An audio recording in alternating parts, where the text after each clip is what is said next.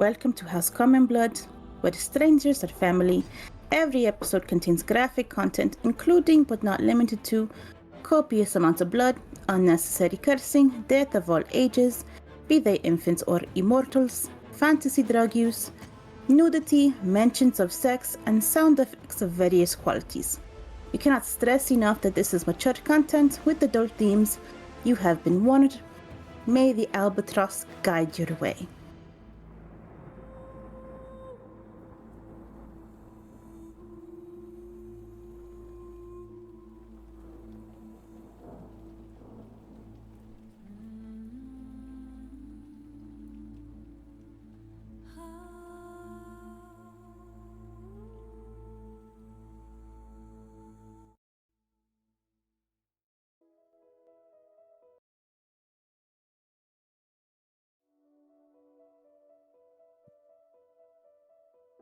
Welcome to House Blood. I'm Gray, your DM and host. We're a D&D 5.5e podcast currently playing the adventure Hangman of Worms of Frostheart. This story follows a group of misfits facing sentient calamities threatening to destroy the world, led by a Genasi army called the Rebirth Bastion. Most of the monsters I use are created by Ohai Mark. You can support his Patreon through, although everything he makes is free. The music in our games is curated by D&D Breakfast Club on YouTube with credit to each respective artist. I'm joined here today by Mega. Hello, I am Mega, and I play Eddie, the Otterboy Triton Bastard class. I also play for the other team. Oh yeah. As well as Nita. Hi there, Nita here. I play Olia Oblak, the Human Cleric Sorcerer. As well as Rakuzen. Hello all, I'm Rakuzen. I play Mavet Sohafidash, the sap that holds the party together. And Moomin. Hello, my name is Moomin. I play a Fire Genasi Artificer Alchemist that, currently is trying to figure out where they are. Who am I? And finally, Tyler. Hello everyone, I'm Tyler and I play the Reborn Dance Bard Gumo. I am also currently the laggiest man this side the Mississippi. I won't say that. Who can tell me what happened last session?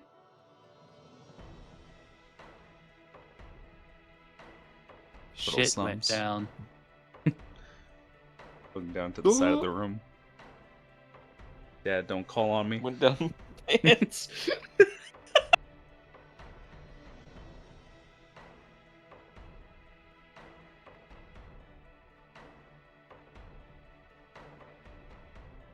I mean, in the broadest of strokes, first everybody got a bit of a history lesson on a history of dragons reigning over the world. Yep. It's like, and the origins of such and their conflict. Or at least, again, the more broad strokes of it. I'm sure there's even more specific stuff that we don't even know about yet. It's, then the village elder / leader, it's like essentially old Yellard himself. Old Yellard himself. Took himself behind the shed. It's like to not put it so callously. It's like he realized that his time was ending, as well as what he could foresee, like a whole age was ending. It's like, so he is essentially handing the reins off to the next generation. I hesitate to say reconciling, because there wasn't really like an explicit conflict, but regardless, reconciling with his son, essentially like giving his blessing, even if he didn't necessarily fully understand it himself as an old person. It's like after which he disappeared into the woods, presumably to not be seen again. Again, old Yellard.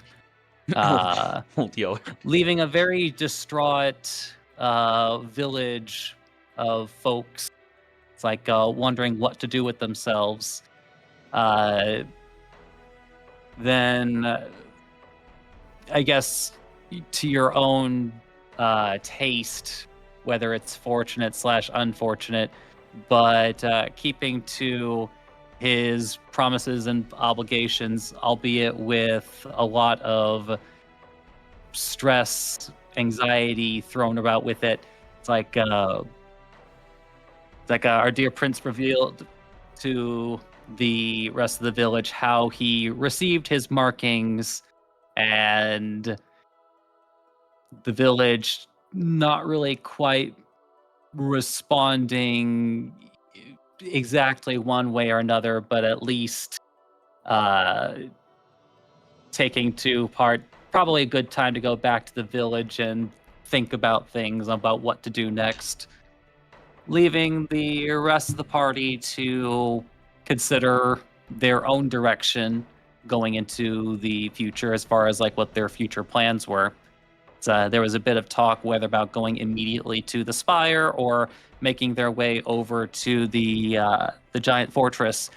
But the prospect of facing an entire army of ice sculptures, not confirmed, but more than likely, seemed not ideal for their small group, which brought about the suggestion/plan of trying to get the various groups involved in a raid on the spire in order to reach the general there within.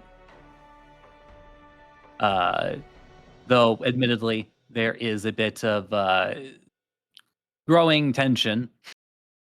It's like amongst the party as far as like actions and words, but they are left to the side for the time being as they then make their way over to the fortress in hopes of, one, gaining access to the obelisk that lay there, and maybe starting a dialogue with the giants that take residence there.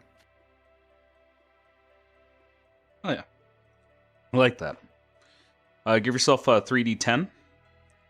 I'm personally just going to re-emphasize the obelisk one more time because it's always worth just going over it in detail, or not detail, but a broad stroke one more time.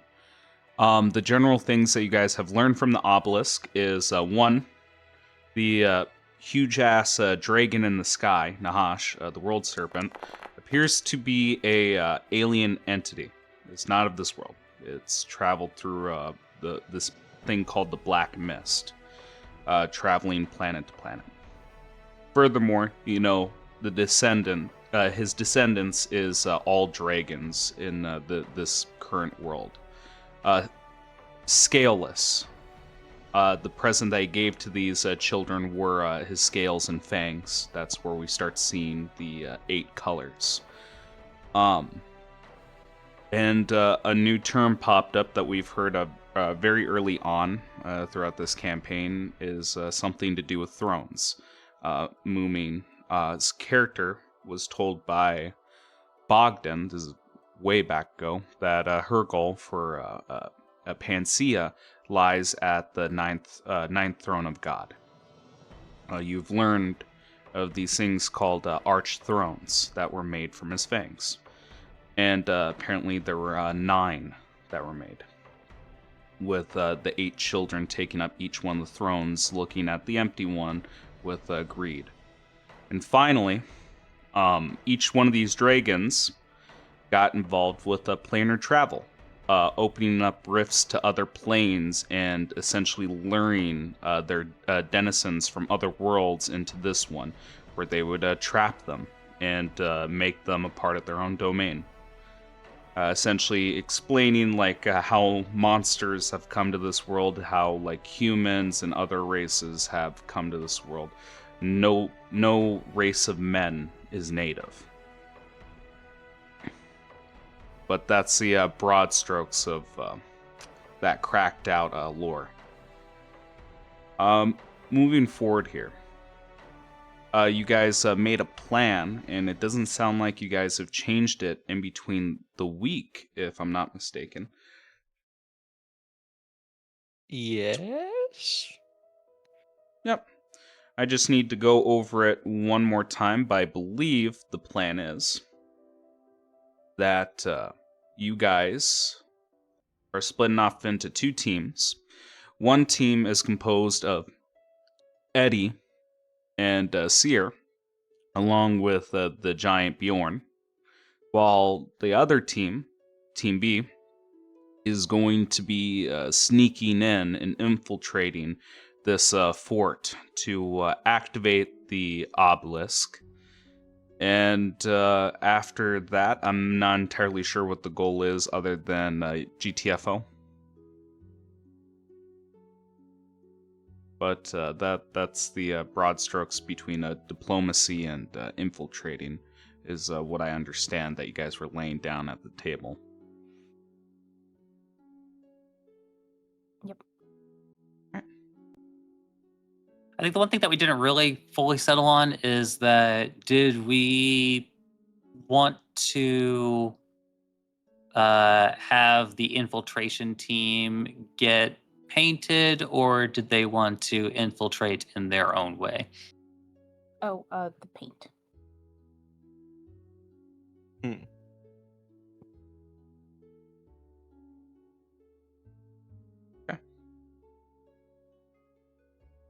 So you're going to be doing the paint. All right. Any objections from Mavet, Gumo? It sounds like Nita has already made up her decision. Everyone getting painted here? I'm for it. Sounds like a solid plan. Can I Fair have enough. tie-dye? Oh yeah. Tie-dye.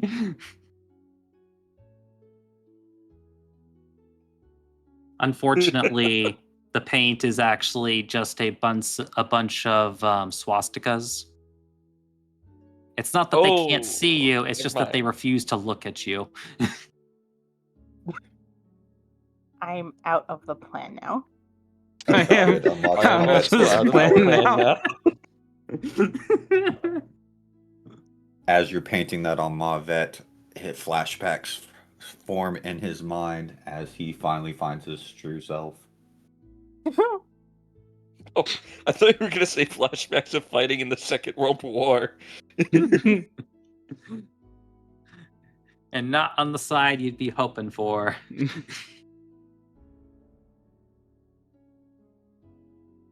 Well, he is always going on about strength and how important it is, so I'm not too surprised. Yeah, something about like make trees great again.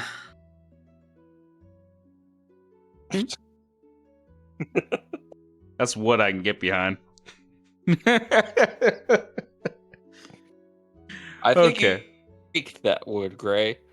Yeah, so We must Well- secure the existence for our trees in the future for oak children.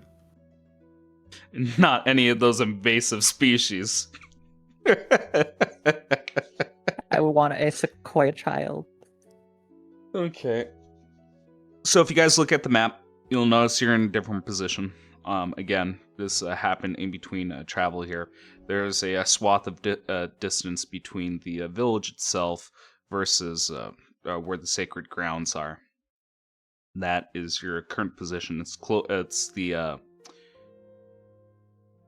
the average point between the ice spire and the village. You know that your goal is all the way down here. We're going to keep this very simple. We're going to go with cardinal directions here as you guys are moving as a unit.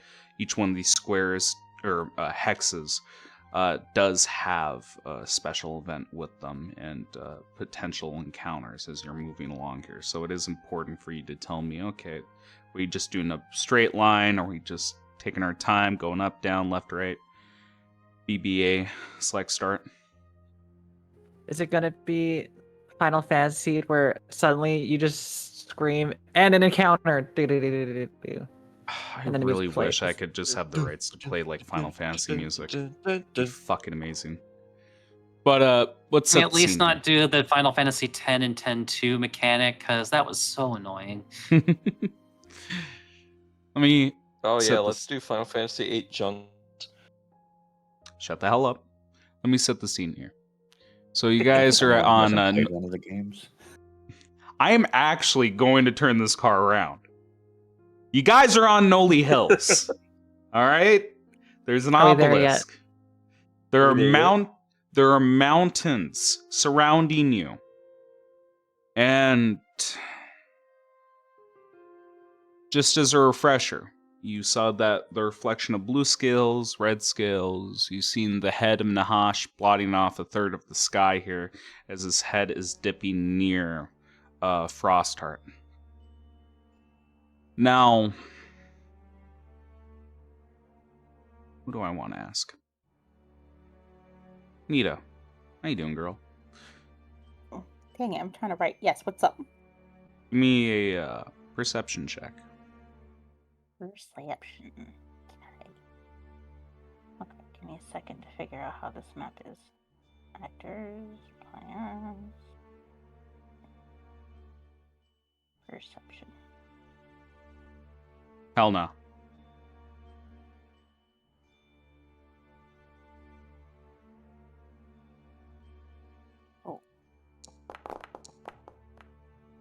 Wow. And there's nothing you can add to the roll. Looking off in the distance, you still do see something. Like, it's just not the object of this perception check, but I will give you this. Much to Eddie's warning, you see something pinkish on the horizon. And after you think you see one, you see 2, 4, 10, 20. You see a lot of pink specks on the mountain peaks surrounding Frostheart. And again, you see almost like wings just unfurl from each one of these specks, like leaves dropping from autumn. Okay.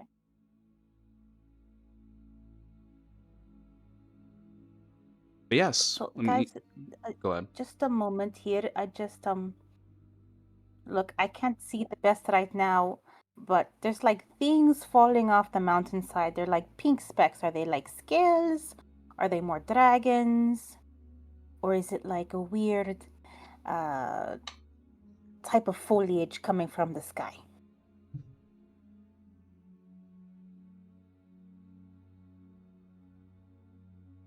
I mean, if I get the chance to take a better look, I think I might be able to figure things out, but... Well, let me see what I have. Fumbling through their bag. I swear I Okay. had like a spyglass or something. I don't remember.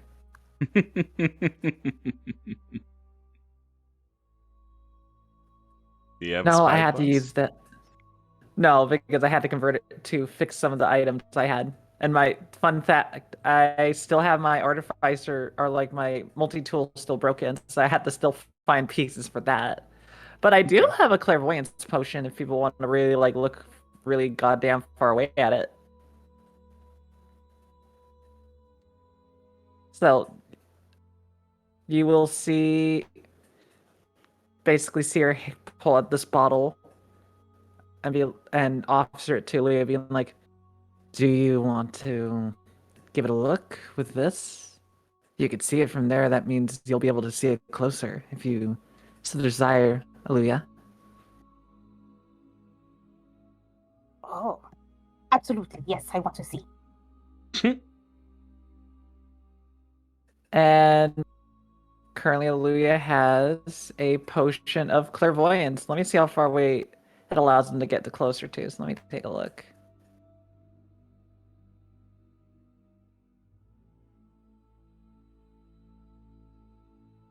Come on, item.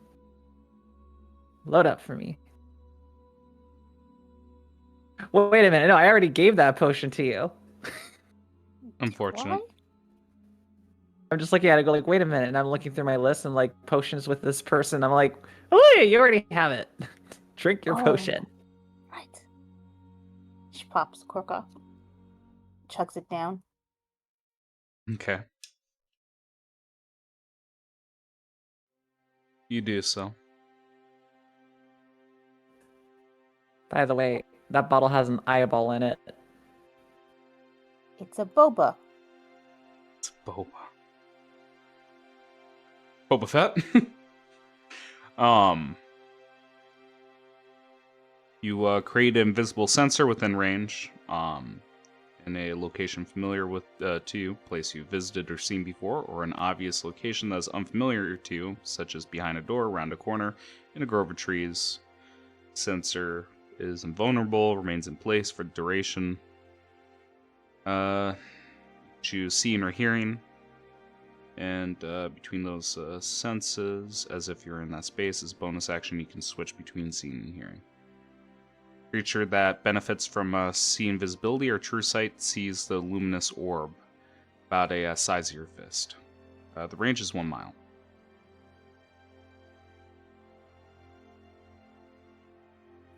Lets them be able to see at least a little bit closer from a mile away, so they might get more detail. Okay. I'd allow for it.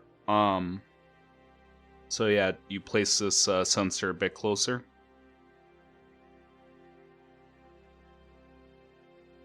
Yes, I want to be able to see what I couldn't make out before. Okay. May make the perception check again. The DC is lowered. Keep in mind we go with degrees of success.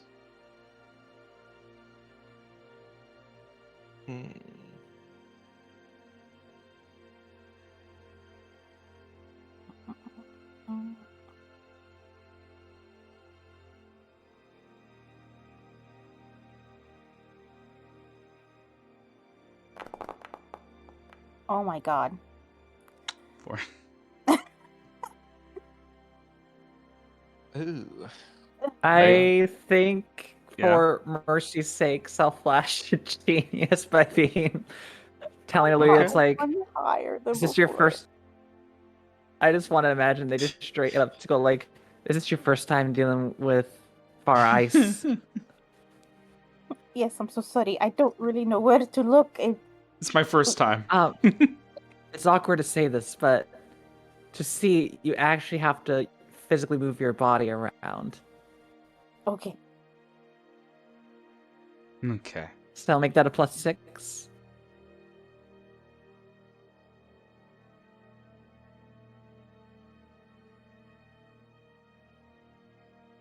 Okay. +6. The DC has been reduced. Like I said, Aluia,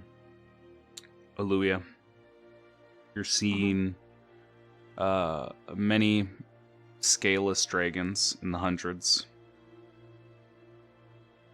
Most importantly, none of them perch on a peak. The ones on a peak, you are starting to see more color. It's no longer just blue and red. You see green, you see yellow, you see orange, cyan, violet. Those are the colors that you can see just right on the horizon here. And each one is perched onto the peak of a mountain, just watching.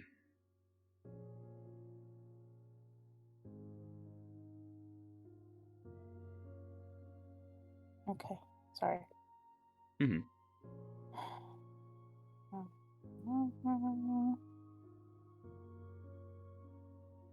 Okay. I don't think they're going to do anything right now, but many pretty colored dragons. Just Pretty kind colored of dragons. watching. Don't know quite for what. If it's us or each other.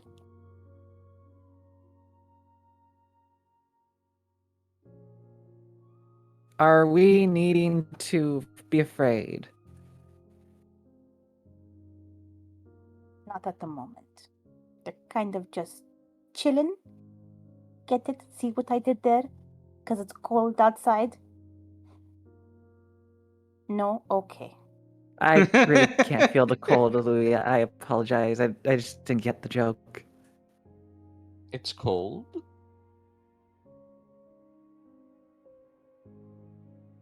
For me, it's kind of like walking into a room where it's either like, oh, hey, like I'm not burning it down versus like my old place where essentially I walked in and it was like a sauna. Ah, well, better than the heat. Usually I tend to start rotting in that. Definitely then don't head to where I live. You'll probably stink by the hour. Hmm.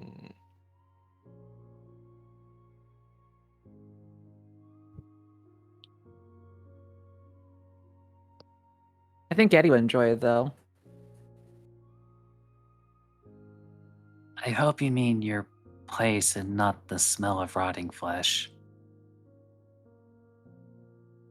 I assumed that it was the place. If you were actually into the, smell of rotting flesh, I probably would be surprisingly surprised. Wow, I'm stuttering on this from the fact of. I'm just gonna stop. I just don't understand. I understand it less than you do. Regardless, it's a pretty place of things, and it's not really that cold. So, Luya, if it's chill for you, then I'll help you warm up. For now, anything else we need to see? No, not at the moment. Tally ho. Tally ho. Alright. You guys begin to travel. Is there anything that is being done that I should be aware of before you guys travel? Just me clearing the area so it's not horrible for us in a 20-foot radius. Whoever is by me.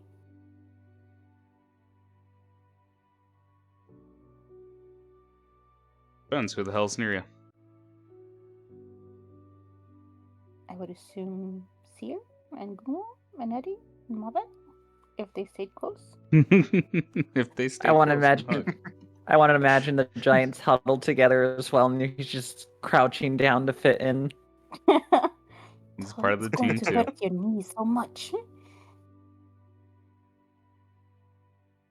But yeah, Sierra would be very close. Okay. I guess always a good question to ask, but did we did anybody need to take a short rest before we started wandering off, or? Yeah, I did. Oh yeah, that's right. You took a lot of damage. Sierra will patch up Mavet. Oh, nice of her.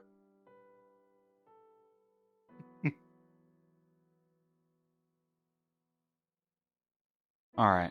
Let me see. Oh, go ahead. Go ahead. No, I was just saying, everyone take a short rest and let me hear if there's any highlights.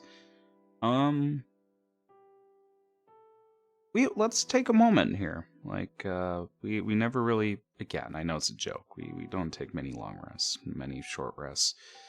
So let's take a moment. Is there something somebody would share during this short rest, like a vignette, story from their past life? Perhaps as you guys are stoking a small fire and enjoying yourselves, perhaps near some dead trees.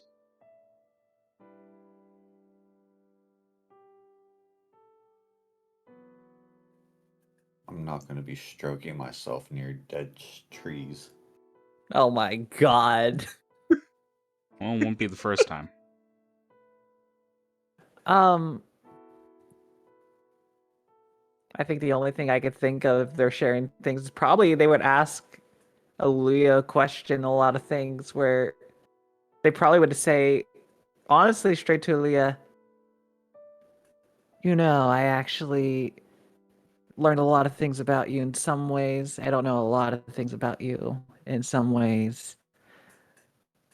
So my question for you is there anything that I would, find interesting if I ever come to your homeland? I can tell you about mine if you wish, or if you want to ask other questions, you can. That includes you, Eddie. Nita, you get any PTSD from that? Uh, anything interesting from my homelands? Someone's been asking you with that face about those very same questions. Yeah.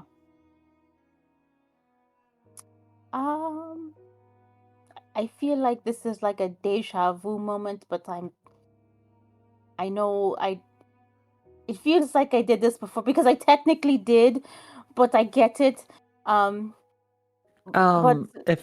If I pressed on a metaphorical button, you don't have to. I just no, it's cool. It's cool. It's just that things, It's cool. things were said and done, and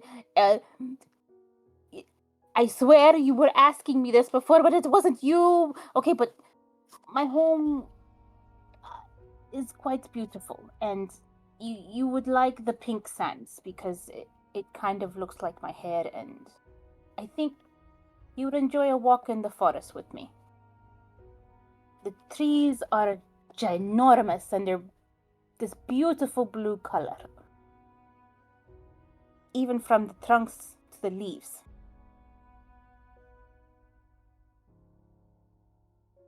blue trees. And well, the pink sand I understand, but the trees perplex me the most.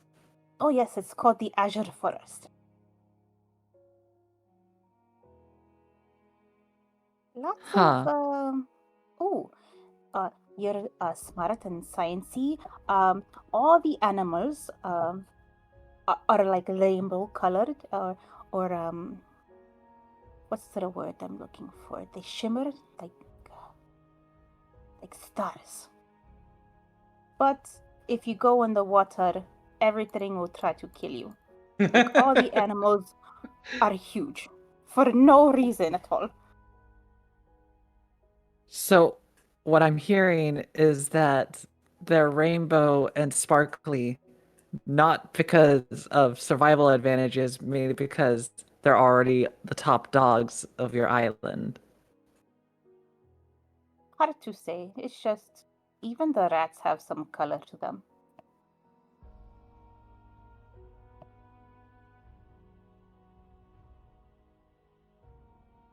I am mildly terrified, but also intrigued. Forest cool. Ocean beautiful. Great to be there. Just watch your back. Especially with the Gretens. I understand, although I doubt it's as big of a threat as where I am, because, hate to say this, if you want to access my location, you essentially would have to go through a wave of fire. It cycles, though, at least. But Like, all go fire? on. Like there's no space for you to like move through? The best way I can explain it is that, you know how people describe a rolling heat wave? No, because my home is beautiful climate. It's warm but not humid. Okay, then you know how sometimes you might get a sandstorm that just kind of rolls through one time through the beach? Yeah. Okay, now imagine that, but it's made entirely by fire, led by a giant creature that brings forth this fire. And behind that trail of fire are warped beings that were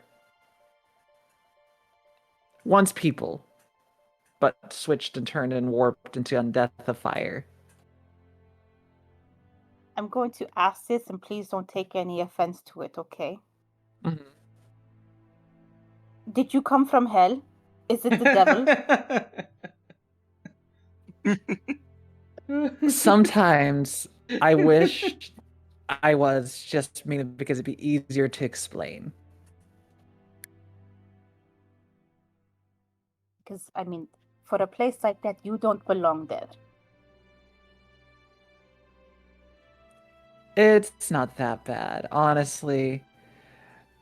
It is in a little city that is for just many people like I. In fact, you might be surprised, but most of the people call me Seer, you call me Aurora, and then I had to actually use my actual last name to differentiate myself.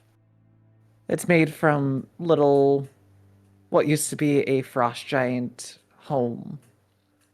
And we just reside there in the ruins of whatever they left, or surrounded by our boiling lake.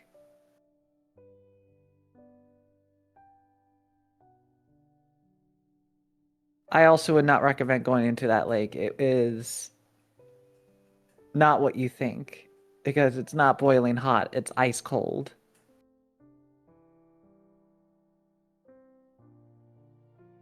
I mean, I'm still getting hell vibes. So, like, if I take my final breath, am I going to end up there?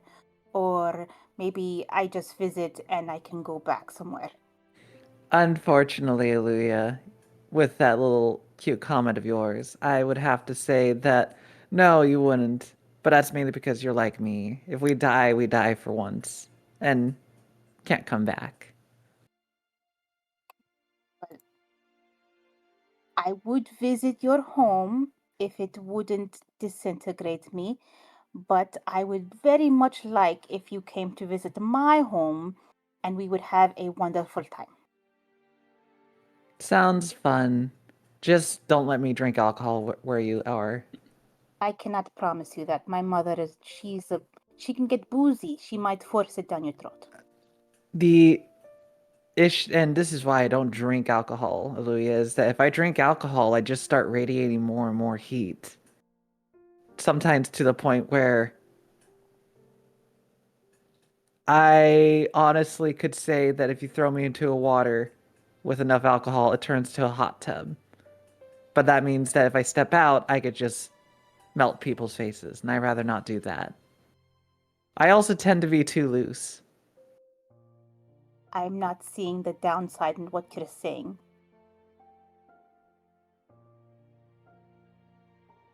Hot You'll learn tub it. sounds good. Not quite sure what loose means. Maybe you're not so rigid. That sounds good too. Maybe if we're in the cold, I'll try any of the things. I know Eddie has some drinks and things that I can booze about. Okay, right. I look forward to it. So do I, Aluya. Just saw the fucking gif. Oh god. Oh, Kermit the Frog.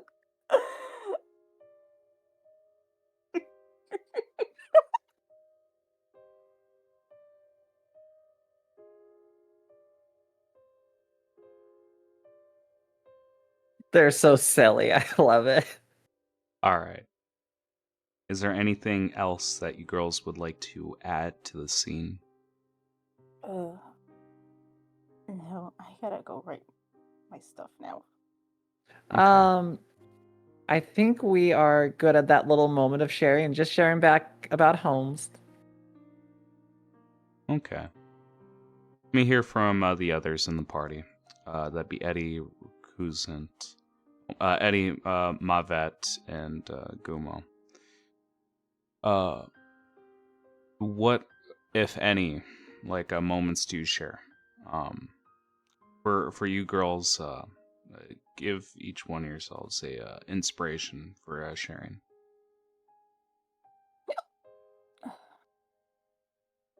Sounds good. Nita, mute yourself and scare yourself. They just got into the alcohol super quick already. Got super drunk already. But yeah, let me hear from the three boys. It's like, Where'd my 90 proof vodka go? It's a good time.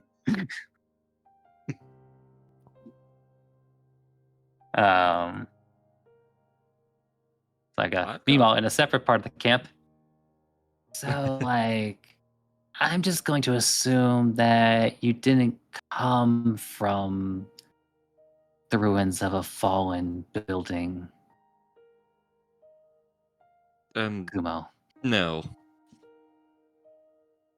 No, it's been a long time now, but I think I came from the human lands. Sorry, You gotta be everything tends way to more get a bit specific. fuzzy.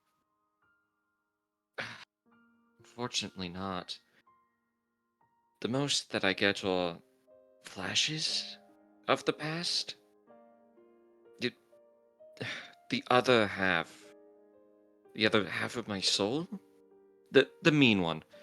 Uh, he remembers everything, but I haven't heard from him since I almost died again on that mountainside. And my memories otherwise are vague, other than a mansion burning, people screaming, and occasional flashes of just death and destruction.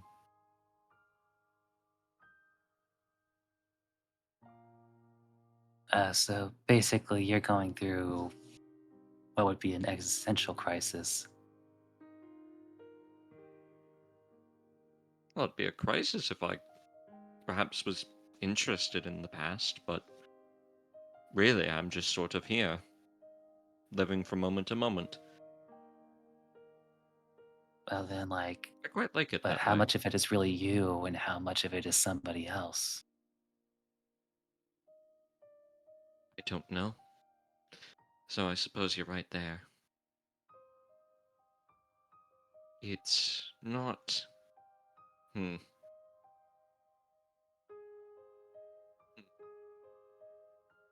One question, and Gumo is floored. Yeah, pretty much. No one ever asks anything about me. Well, no, more just Oh. the joke is like, oh shit, am I me? Was any of that me? Am I me because of me or because of someone else? You pretty much just hit him with an existential question that touched on the core of his character. Yeah, and that pouch that you have on your person feels a lot more heavy. From all the I- gold in it. Maybe. I mean, just for what it's worth, I think really not up until maybe a month-ish or so ago, I didn't really know myself fully either. A lot of parts of me kept secret. I had been meaning to ask you about something along those lines, actually. That, skeleton man said that you could see spirits, but I don't think he meant the kind that I can see. What's that all about?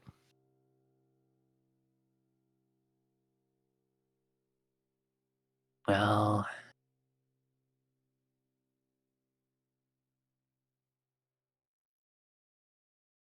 it's more the folks that I have made a connection with, is the best way I can put it.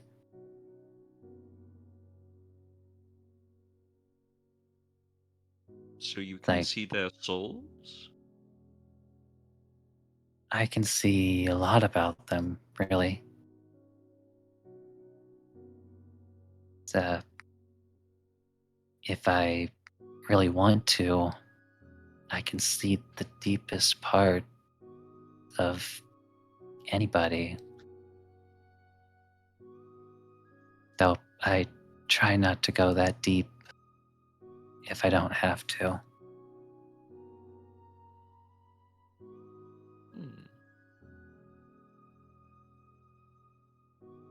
So you see the spirit, not spirits.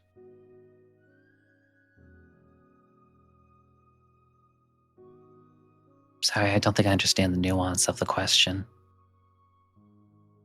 Well, you can see the core of a person, but you don't see what remains after they're gone, do you? Well, I can figuratively and also literally see those too, but again, only with those I've made a connection with.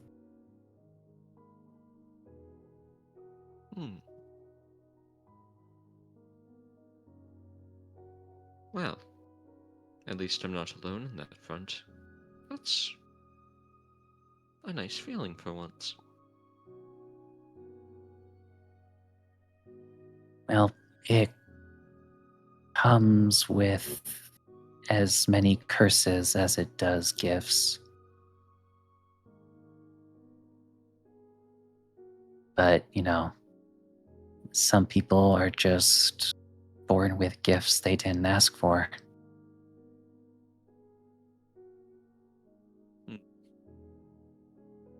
I think the other half of my soul might agree with you there.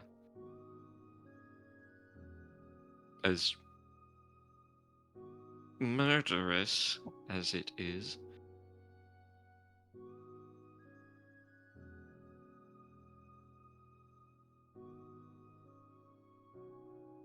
Speaking of which, you do realize that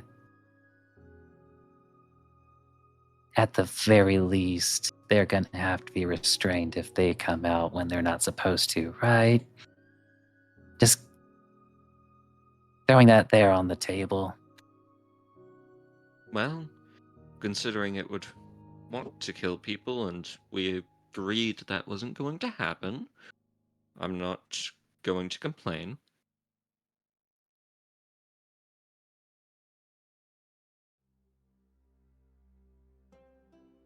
Well, restraining you Everybody is else better might than be killing you. I don't remember much of what being dead was like, but I think I could have liked it if I wanted to come back as badly as I did.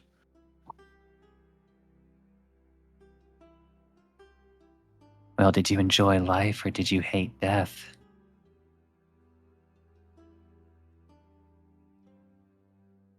I can't tell you if I loved both or hated both.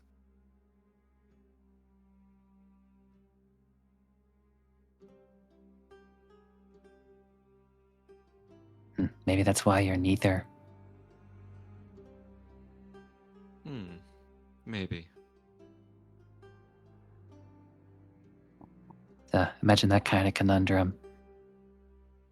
A soul that hates to live, and yet can't imagine a life of death, or an afterlife of death. And so it just gets stuck in the middle. Well, you say imagine, but I live it.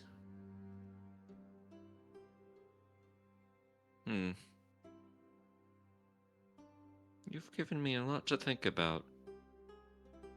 I'm going to rest on it.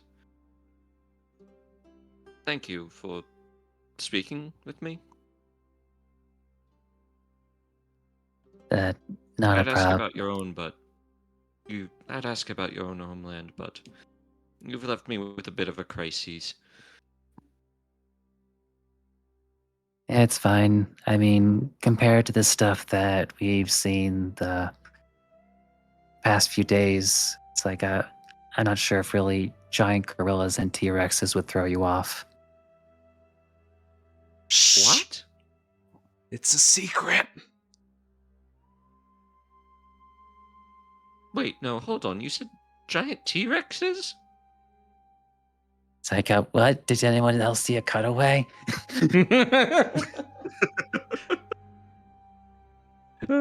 Is that Mavette jerking off in the corner? Why do I want Sporlings? Why do I want to imagine it sounds like one of those like clicking, instruments you have from Japan to go dong dong?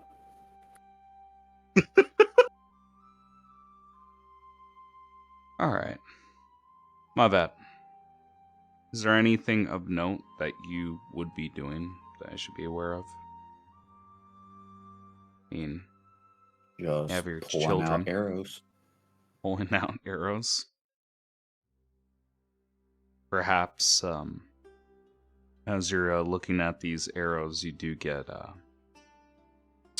flashbacks or like a deja vu, like you've been hit by like arrow before, and gives you an uncomfortable feeling. As No if shit. you've been felled by an arrow before. Those things hurt.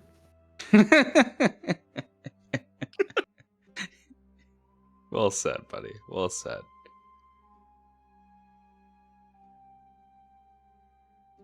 But Eddie and Gumo, please give yourself an inspiration.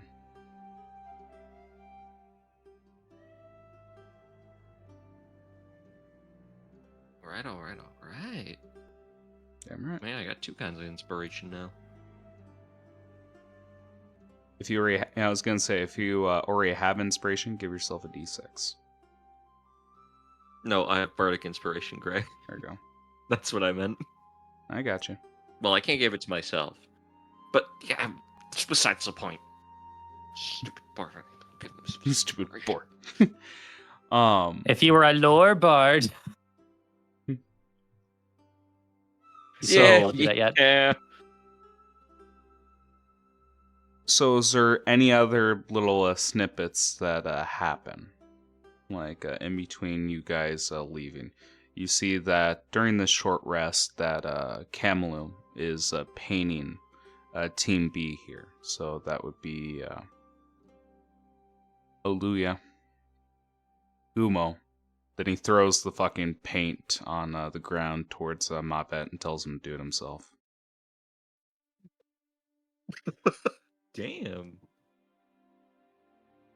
No, I've been keeping track of how he's been interacting with not only this Like tribe, they have but literally Camelot. not had a single positive interaction the Yeah. entire time they've known each other. No, Paint I it just- yourself, tree man. And you see him trot away.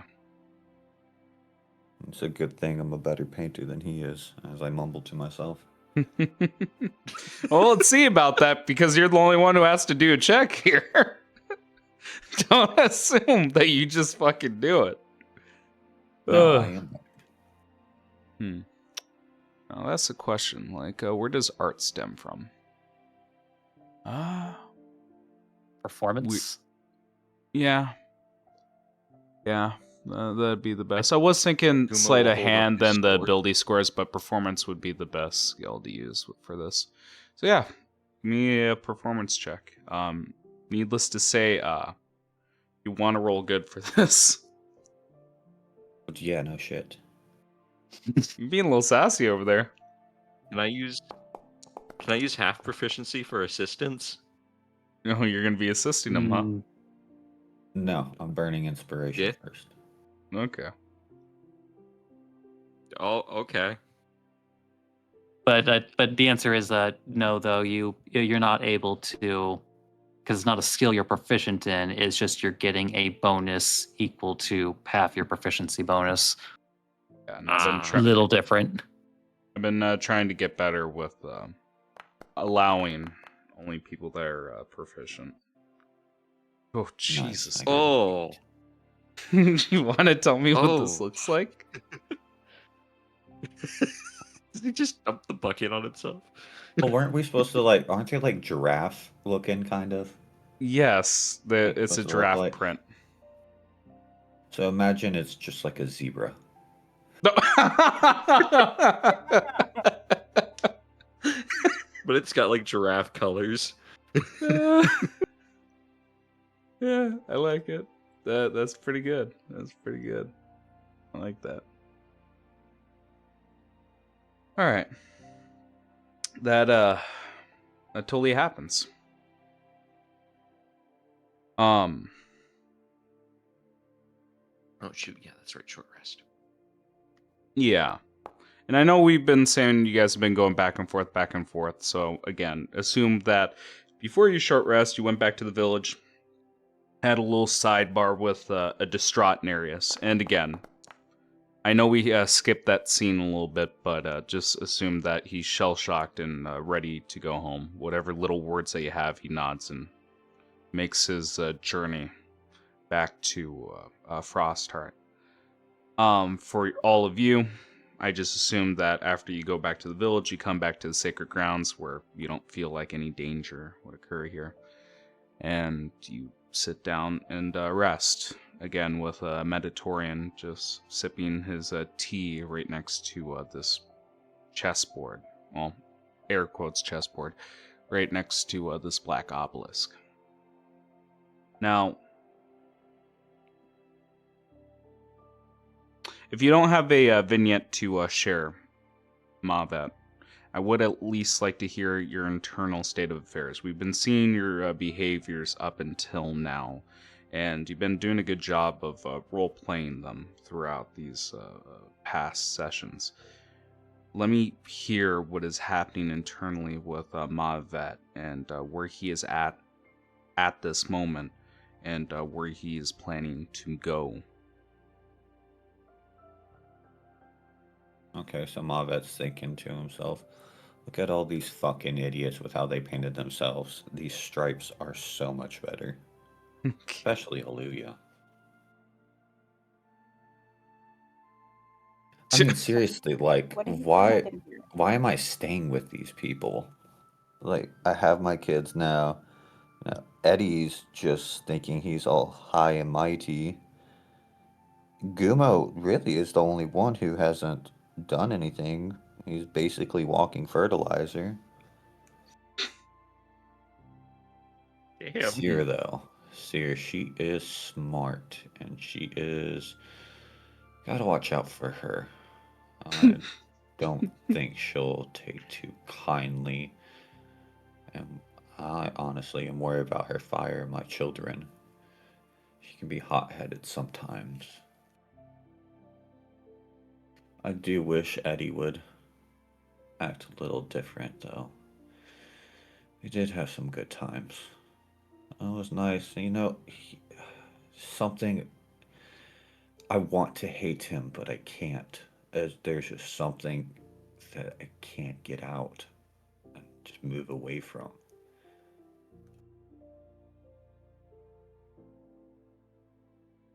And I will let it be above table. The feeling that Eddie has towards Mavet is like a son who hates his father relationship, and he wants to hate him because he's against Mavet's current morals, but there's that connection he can't break. That's what Mavet's feeling right now.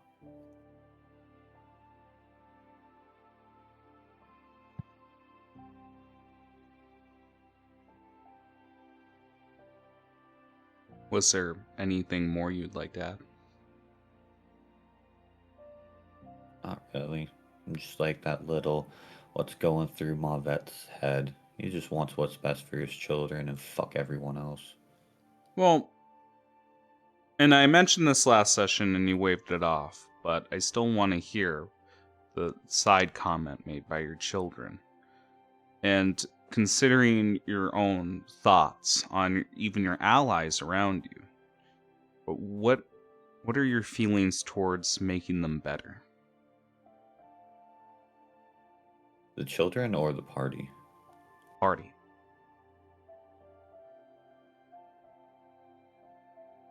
It's looking like a lost cause. It's looking like a lost cause.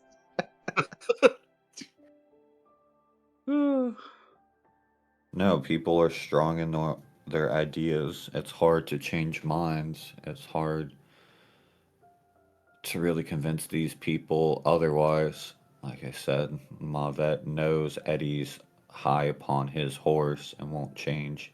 He's the arbiter of knowledge, apparently. So, Okay. people who use these big words must know everything about the universe. So, Mavette's just annoyed, pissed off.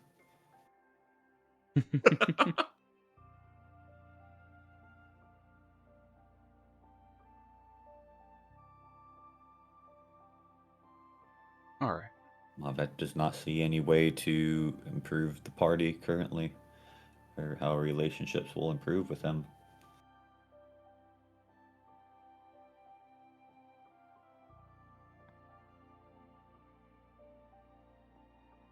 Okay. Before we move on here, is there anything else that needs to be said to the party before we move on here?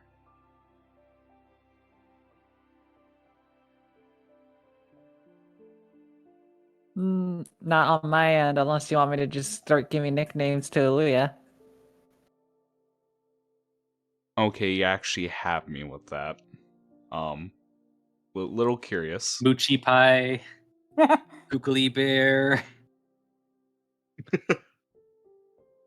It would be Watt. What?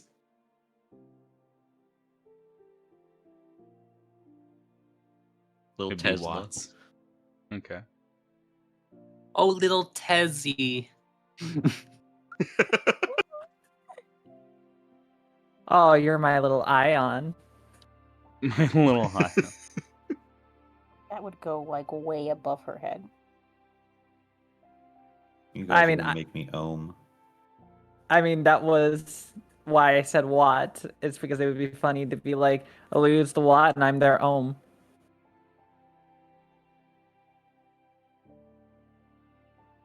The worst one would be Amp, because that would not work. So wait, you're constantly getting in her way? Exactly, that's the problem.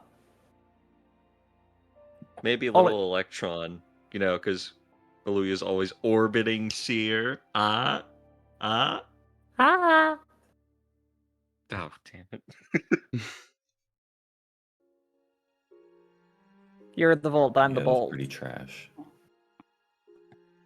Damn. Okay, fine. I could also even go more abstract, such as like, you're the Jupiter to my world.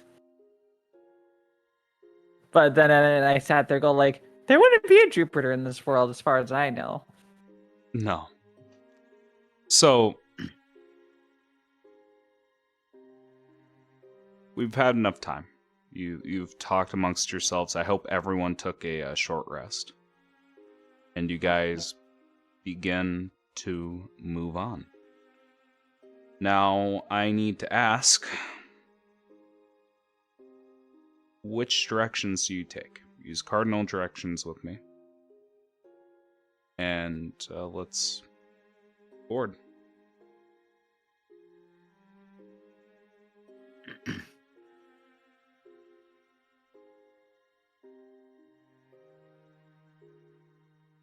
So just as I'm looking at this map, which direction is Right here. the fortress?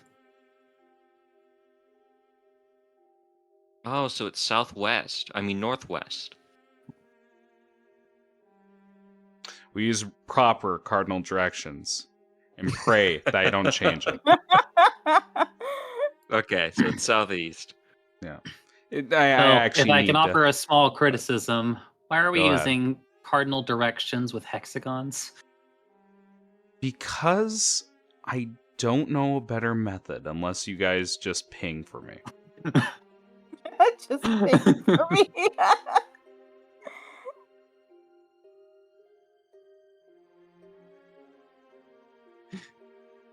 I mean, we could just, do numbers 1 through 6, where 1 is up. Sounds good. I like it. Going clockwise, 1 God. through 6. Jesus Christ, of course you guys are starting to draw on this fucking map. Why are you using Oh, white there is a on drawing white? tool. It's snow. I don't know how to change the color.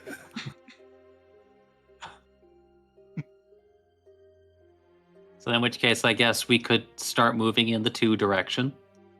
Okay. Everyone agree with 2? So that'd be this way. Well, before we start randomly choosing, I suppose I should at least tell you what you see. 2 seems like there's large fissures and like shattered parts. This looks to be where Boreas was stomping his foot at one time. To 3, you see geysers, like even a warmer segment of this surface level. Again, unnatural to see on top of a freaking glacier.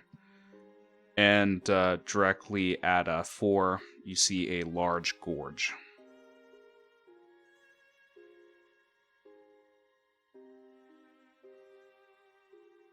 So we need to get here or it's not pinging. God damn it! Hold on.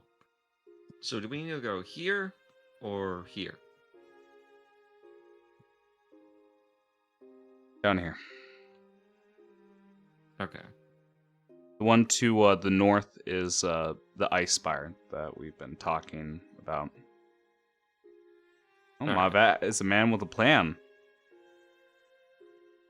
22222. Mavet is okay. ready to rumble. Been thinking about it the entire time.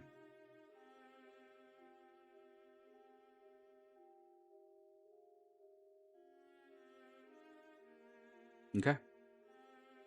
So, we going 2 or 3? Well, do you want fissures or geysers, guys? Geysers, mainly because unlike fissures where we had to go over them, geysers we just can walk around them. Mm-hmm. Yeah, that's fair. Okay. Right, hot stuff going our way. All right. Careful. I tend to burn people. Whoa. Okay, let me Oh gosh, our ankles broke. We're Yeah. falling. shut up. I was just about to fix that because I hate that so goddamn much. Quick, someone roll a dex save. I just want. Like, what I don't care. We're happened? gonna look at a black screen for a second. Fuck the stream. Oh my fuck God, everything. it's gonna take me forever to reload, you bastard. Yeah. Well, get better internet. Get better computer. I'm tired, Grandpa. That computer's not the product. Screw off. Who says he's not screwing off right now? Don't worry. That's why I use push to talk. He's pushed to talk. All right. So we see many geysers with scalding water. I don't like see erupting. shit. Shut the hell up and use that theater I of don't mind. see anything either. I'm asleep. It's all black. That's why. That's what it Children. means, right? Children. Shut the hell up. You see geysers of scalding water erupting. They're sporadic. You see like clouds of hot steam. For our case and purposes at the moment, as you guys are traveling into it, this is going to be light obscurement. As you guys go deeper into it, it is going to be a heavy obscurement. Now, the issue is you guys need to guide yourselves throughout this entire area without a geyser blowing through you. And the way that we're going to be handling this is a survival check. Now, typically, like obscurement affects perception checks. For this case and purpose, I'm going to have it affect the survival check as well, because the point is identifying geysers and maneuvering around them by recognizing the territory. So unless somebody has an ability... I make an argument. Go ahead. Shouldn't we be able to hear the water coming out once we're walking closer to it? to like aid us even if we can't see? Is our hearing impaired? No, but Or again, feel it there getting hotter potentially? feeling it getting hotter is a suitable one. I was gonna say with the sound one, there you is something visible. You see that geysers are happening, but with the heat, I'm willing to allow for a straight roll, and I will warn you. It's not even the hazard itself. I would say that this is an important check, and somebody would need to roll high. And you guys can tell me whether you want to roll as a group and hope that half succeeds, or have one person roll. I want to hear that decision now. Before we make that decision, so essentially we had to worry about being burned, correct? Yeah. So, just for your knowledge, some of it will burn you.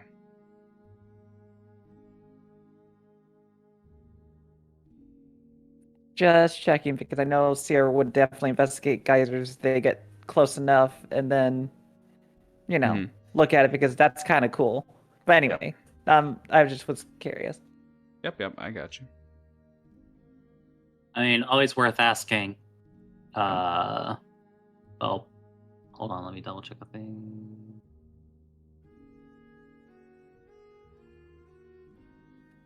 I would do a vote on basically having one person do the check, and then whoever would have the best survival instincts would be the one we pick. It'd be Mavet, no? Probably. Is wisdom I just based. got a +5, no proficiency. Mine would just be 4. I'm trying to see if I have any spells to help. Traverse the geysers. Yeah, just to go over the options here really quick. Either one person can make the roll, or one person who is proficient can aid one roll, or we can go 3 and higher for a group check. The majority creates a success. I just say this is because technically, if we do majority, I can't flash a genius. I can only affect one person. Mm-hmm. I will ask, since is this steam from like water? Yes. Okay, would shape water work for me to change the color or opacity? It's a cantrip, so I could just keep on casting it. I see where you're going with it. I'm gonna do rule cool on this one. I won't allow it again, but I do like where your head's at. I'll allow it to influence the roll, just because twofold here. One, it's made of water, it's in a gaseous form, and two, you've gone through a metamorphosis with your body and your affinity for, cloud, smoke, and vapor. I'll allow it. This will allow. I'm gonna say it lowers the DC. Even if we do a group, or just if I were Yes, to do it. just it lowers the DC. Just either way. I will say that it was a high DC. Now it's a moderately high DC.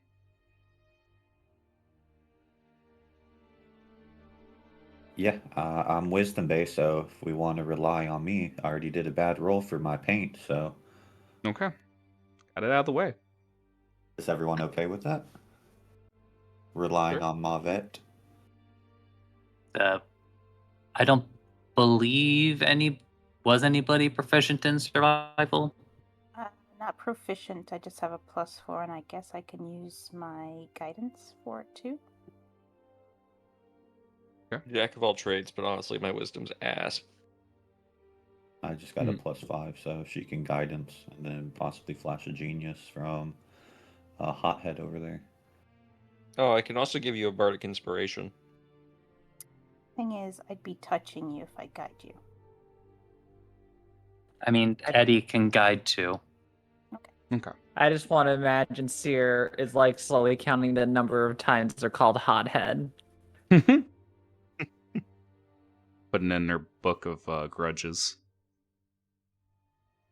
Seer looks at That's Mavet begrudging. needing a flash of genius, and Seer just looks at them dead in the eye like Mufasa, and he is like, no.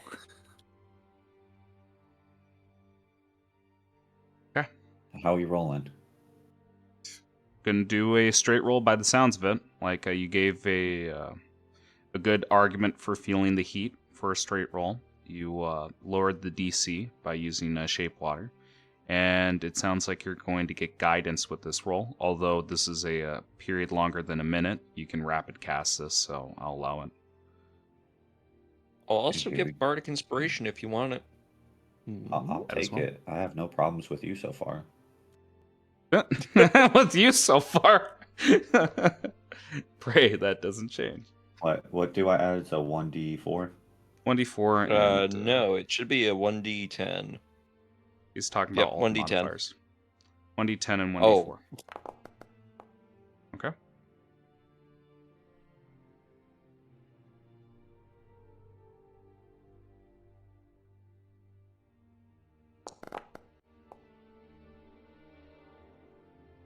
Wow.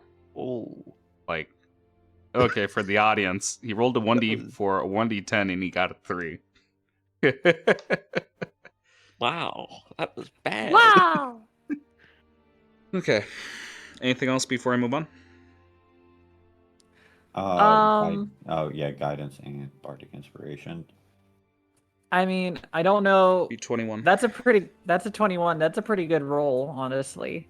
Okay. They already said, or P already said that a high DC became a moderate DC. I don't think high Moderately high. qualifies as 25, so Yeah. I said I moderately high, will- but the logic still checks out. I will hold off from doing my flash of genius then, Okay. You're right. and I'll be right back. It was a DC 25. It was reduced to 20. So you barely skirted by it. If you did not have that help, you would have failed. You begin to navigate through the geysers. And perhaps like you're seeing like a pack of wolves begin to prowl on the through the geysers, and you see one eruption.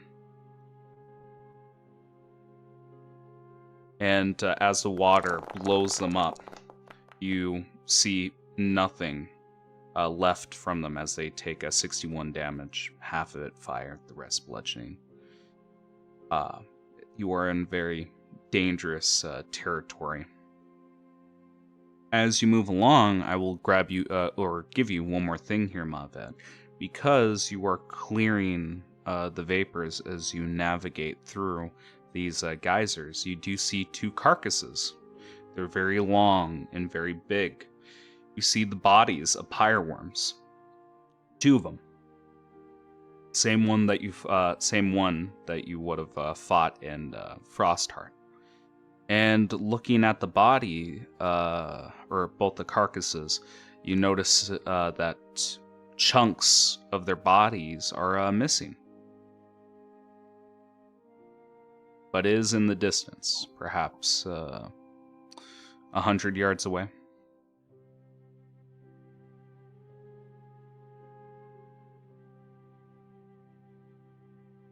That'd And be this something is- Seer would be interested in.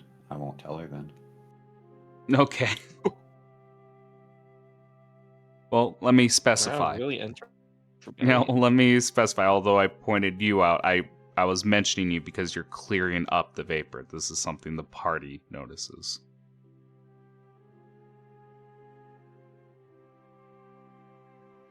But unless you guys She's investigate gone it, anyways. yeah, I was gonna say. She might want to, so we can wait for her.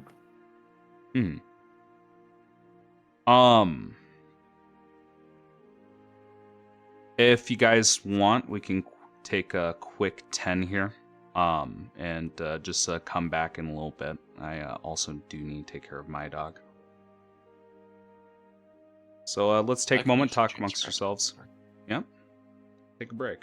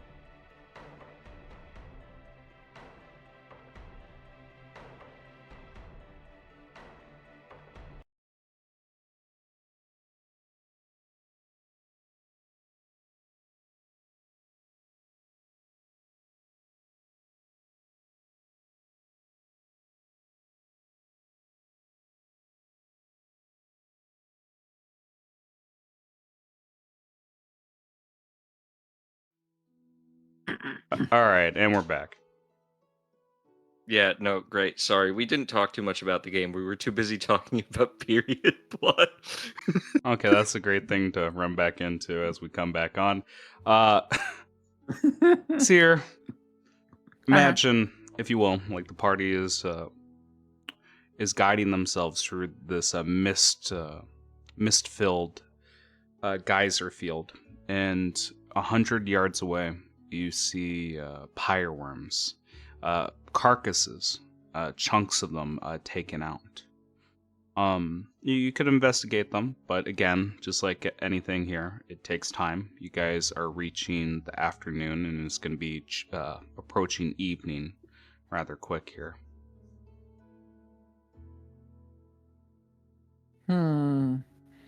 My question before I do an investigation of things, Gray, is that it is close to needing to have a long rest. So, if I investigate, does that mean the group's gonna have to rest in this location, or would it be okay if I had see or investigate this and the group went a little ahead? The investigation wouldn't be long enough for a long rest per se, but a short rest would be available. Although you guys just took one.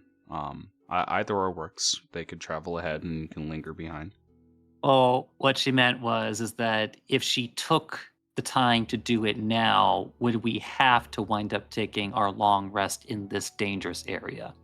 No, That is the question she's asking. no, not in this dangerous area. I'm just casually mentioning that time is moving by because God knows it's my kryptonite. I I will. do have a question for you, Gray. Go ahead. Oh, sorry. No, just go Nah, ahead. go for it. All right. So when it comes to like moving like squares and like or hexes rather, sorry, Yep. not squares.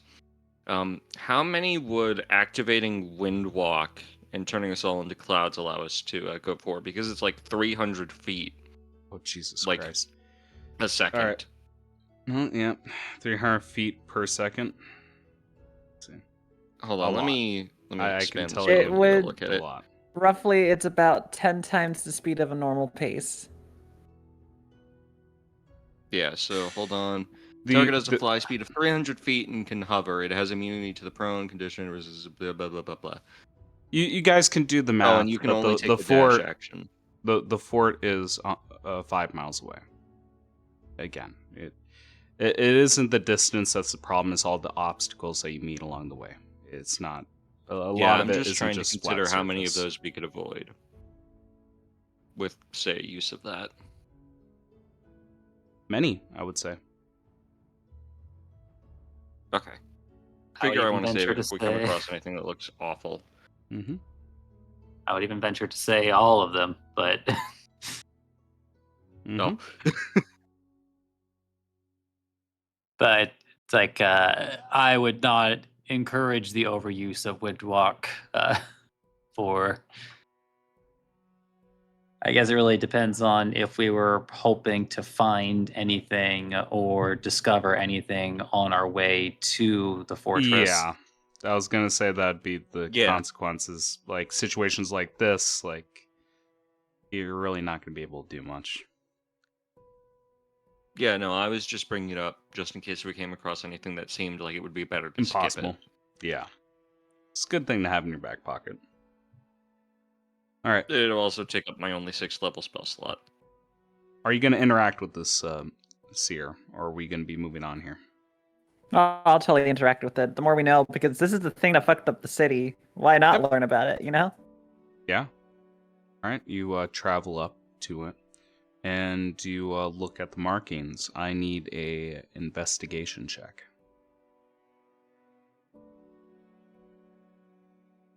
Okay. Yep, Poppy wants an investigation, and he wants it now. Would you like a bardic inspiration? Sure. Would you like to be guided? Okay.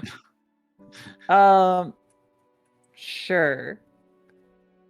Yep, 1d4 plus 1d10. She's not used to being the one Hopefully helped you don't get for another ability 3. checks. Do you choose Hey, to the use a more we can bardic find out, the better. inspiration?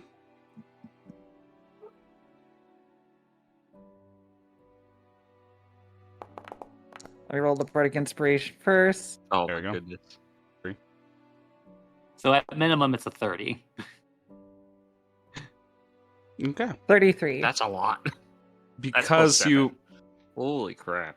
because you exceeded the check by 5 or more.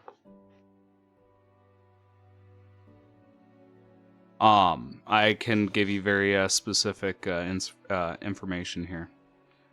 First of all, these things are obviously dead. Like I keep mentioning, they're carcasses, and the cause of death appears to be bite marks. And again, the bite marks itself, with this like very huge, gargantuan creature, they're fairly large, taking off a significant portion of the body. Looking at the wounds itself, I can confidently tell you that it was bitten by a shark.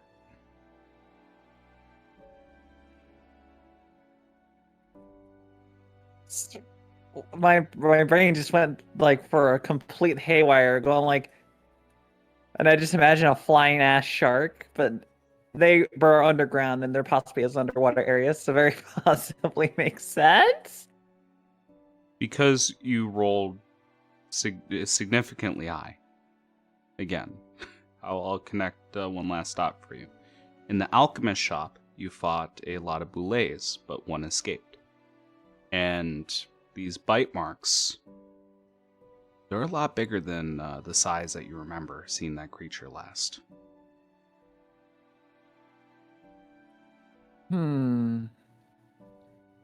Hey Eddie, do you remember when we fought a bunch of those weird creatures in that shop where we found the dead alchemists?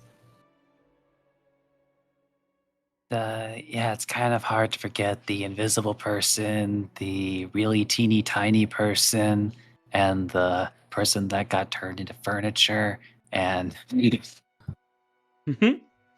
Well, one of those creatures that we fought that disappeared, it might be growing.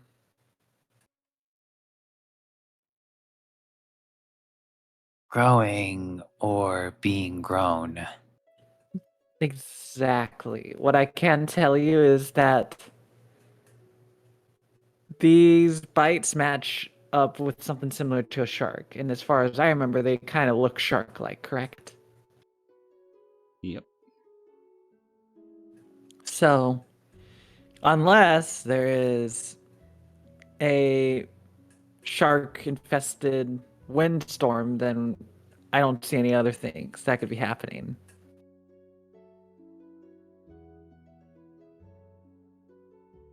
Oh, if I'm thinking about it, that does mean that those bullets might be a little different already.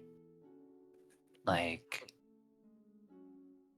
just kind of like looking around them. This is a pretty hot and dangerous place for a creature that's not adapted to it. Right. I don't think they would go digging around here unless they were confident they could survive in it. That's why I'm concerned. So, we're gonna have to watch the ground. But they're very much, all these things are dead. So it's capable of killing numerous of these things. We'll just have to tread lightly. Fair enough? Yeah.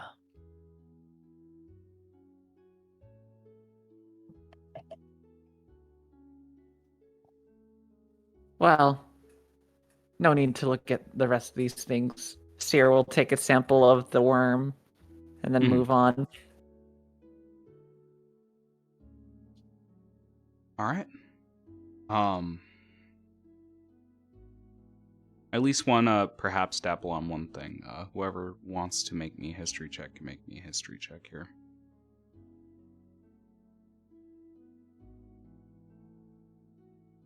I can give it a shot. Nobody else is going to. I would love Gumo to give it a shot because I could always try it, but I kind of want to see this crazy corpse of a man with a great memory.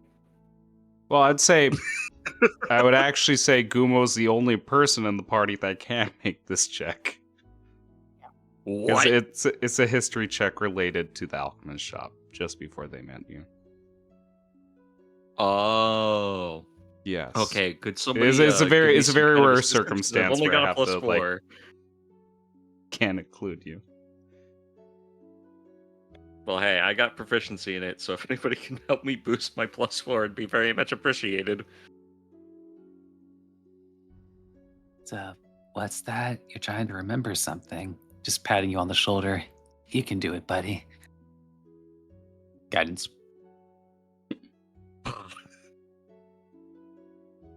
Alright.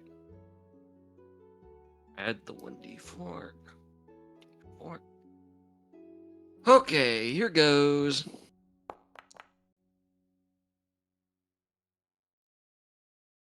$15.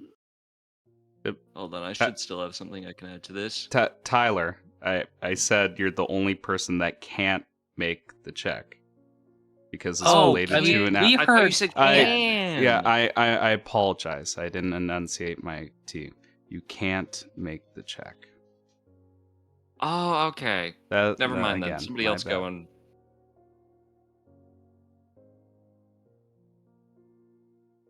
Okay, then I'll do the thing. That's why I was like, yeah, let's let Gumo try. All right, let me No, roll. I'm discluding them from the group. Back to being useless again, god damn it. It's where you belong. I'll bad roll this Bardic time. inspiration. And the D4. Eddie was planning to give out. Eddie was planning to give out guidance, anyways. I think I'll roll my d10 this time, because everybody else seems to roll it very low. There we go, you get a plus... No. Oh, I rolled Oh, a God. natural 10 on mine. Nah, nope, mine came after, so it looks like yours comes first. Oh, look, mine's gone. I guess you, damn it. So I turned that 18 into a 19. And I'll flash a genius because I do like the alchemist shop. 25! Okay. 25. I can confidently tell you that from your previous observation for how these creatures were made, they were essentially grown within the alchemist's womb, and they burst out of her. And within a day's period, they had rapid growth. Like I've mentioned before, these are alchemic experiments, much like the original origins of that creature. These ones are prone to rapid growth. You can't tell if it's for the purposes of having a quick weapon on hand, or whatever insane idea that she had in mind. It appears, even from your experiences at the shop, that the more it eats, the more it grows, and it looks like its appetite has been growing larger and larger, taking down apex predators on the surface here. And again, from the sheer size, it could be anywhere from huge to gargantuan at this rate. But I at least wanted to give you an idea of what's going on here. It's going to keep eating and growing larger and larger. If it's not dealt with, this landscape could be barren or worse.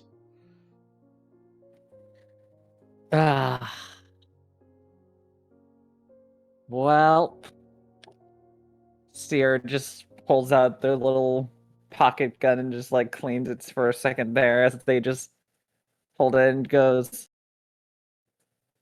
Addie, I think we need to go shark hunting.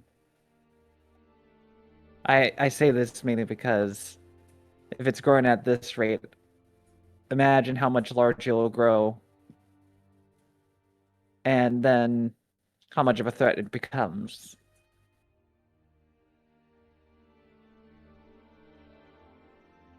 I never thought I would have to utter this sentence, but how do you attract a shark?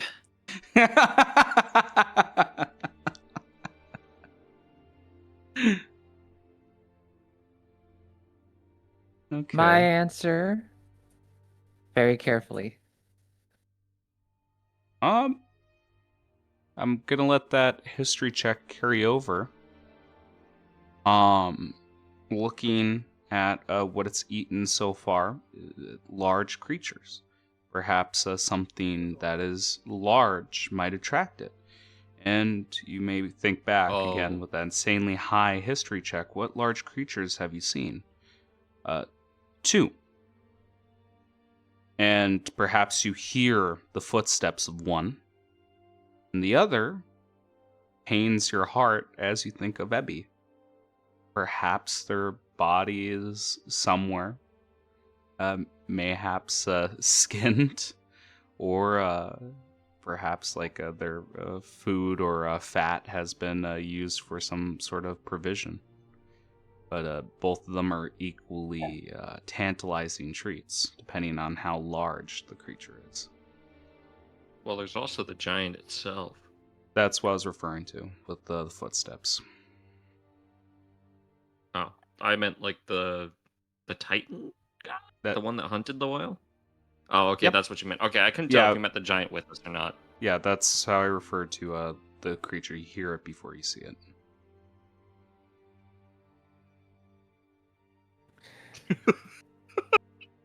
So, Sorry, my brain. So for the audience, because I'm Eat gonna me announce like it, it's one of really your funny. giant burgers. Nita's pitching in chat that we put lettuce on Bjorn. So please talk amongst yourselves. What kind of plans, if you do pursue this route, would you have to track this creature, and where? So, they will be attracted by things that would be tantalizing to it, and that would be, unfortunately, flesh of things that would be delicious, such as previous beings that we have encountered that might not have lived, or our current selves. And we just bleed a little. And I don't mean bleed a little, I mean a lot. We're essentially needing to have it sent out the bait so that we can eliminate it. Now, we could find a poor soul that already aspired to be the bait, or looks to the giant above. We can ask them to volunteer a vast quantity of blood that would be compared to us, but very tiny to them. Question, because the big guy is like covered in his own blood. Would that not attract whatever you're trying to get already? The fresher, the better. Okay.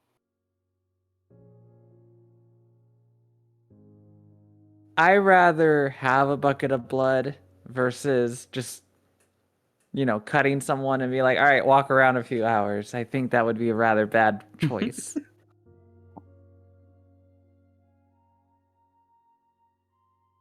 Aside from the fact that it would attract other creatures too.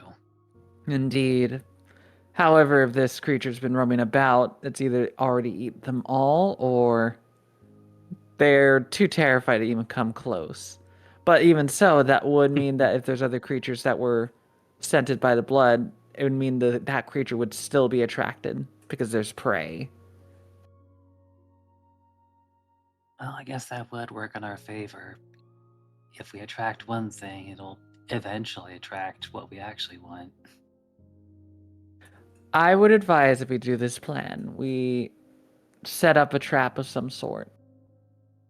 I can make something. Doesn't mean it's going to work. It's just that when we pulled it out, we want to make it so it's as optimal as possible to capturing it in some way, so that we can finish it.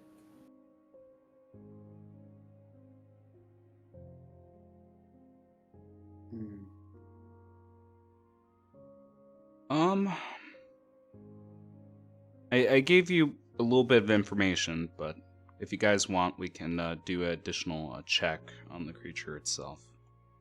Because we've dealt with the abnormalities of its creation and what it is at the moment, but we don't know much about the species itself. I mean, I could give it a shot again, but I feel like I'm doing a lot of rolls. Anyone else want to give it a shot? Now I can roll. anybody can make it. It's not related to the alchemist shop. Like, what's I do the have a roll? plus. Would that be nature? Well, I'm about to check right now because I like to use the handy dandy cheat sheet. I'm trying to figure out monster species. It'd actually be Arcana. Nope. Not me. I mean, I got a +3, but it's like, do I really At the want very to roll least, them? I can offer assistance since I'm actually proficient in Arcana. Ooh. There you go.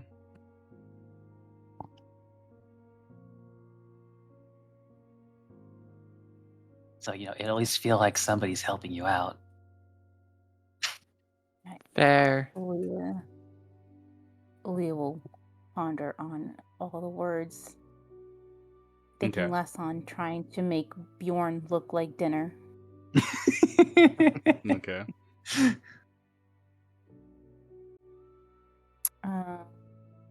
Maybe with a side of dinner rolls. Assisting would be advantage, yes? Yeah. If you're proficient. Yep. And Oh. our dear friend said he was.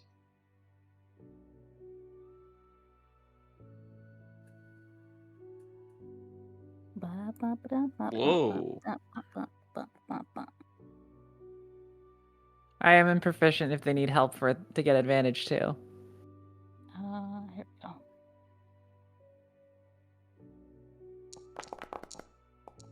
Oh, Oh, natural 20. Oh, nat 20. Okay. Brain blast! I was gonna say for some reason, an ungodly amount about Boulets. You were instructed by the priests and clerics on the great seems like enemy it. of Aeolus. Those Somewhere who in the dwell shop on the there was ground like- and avoid his...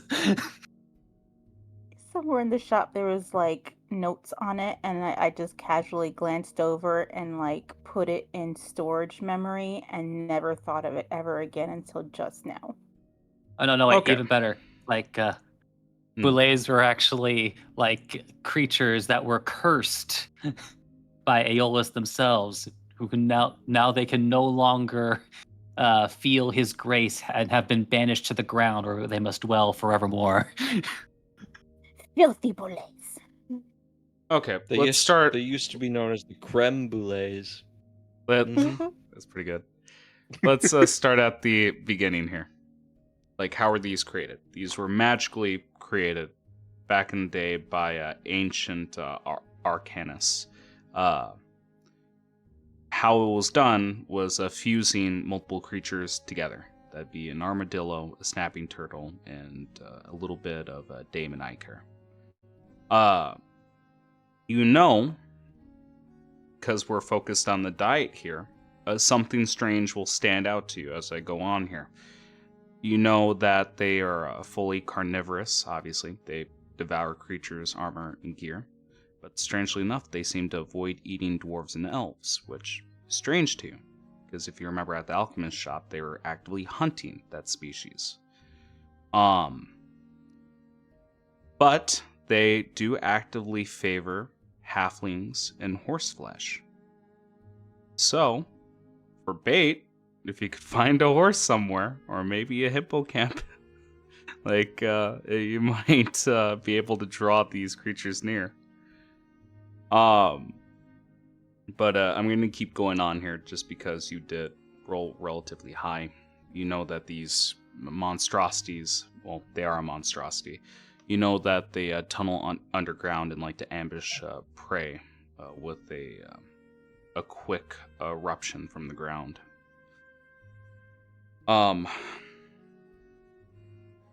You know that you guys are at a little bit of a disadvantage with the current environment. Well, not the geysers, I should say, but being on the surface, just a lot of flat land. As these creatures like to burrow, leap, there needs to be some sort of tactic to keep this creature from moving so freely, as it will try to spend most of its time underground if it can. What's something else I can give you?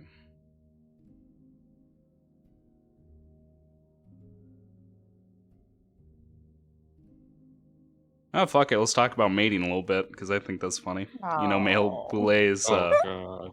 create bone pits. Well, this I actually mean- might be this actually might Jokey be stacks. this actually might be useful information. Male bullets create bone-filled pits to attract females with the scent. Eggs are laid, then hatched rapidly. This is typically how they would naturally mate. So, if it's a female, a bone pit might also be helpful. But We're not gonna horny bait this thing, are we? good. Oh God. That's in summary, like all the information that you know about the creature. Keeping in mind, like its origins, like perhaps information about armadillos or snapping turtles might also be useful in this situation. Oh. All right. Mhm. All I can say is that if As- Olivia's just Your as- microphone got fucked. Yeah. Oh, thank you. Aluya. Actively like taking in everything that's being said and trying to think on what else she remembers. It's hard, right? Like she's like digging deep, like what can I remember to help everyone? And just like a little bit of blood comes out her ears because she's thinking super hard. Jesus. Olivia. Yep, you're good. Flesh. Hold on one second. I almost have it. I think I got it. Okay, so magical creatures made monstrosity okay, I remember. Okay. So they like halflings and horse flesh, so maybe if we find a Horse horsey flesh? or not my clip clop but maybe someone else's hippocampus would bring it out. Also, when they like to, get down and dirty, the males will make bone pits for the female to attract them. So if we can find a female bullet, maybe we could bring one about as well. First off, Olivia Blush.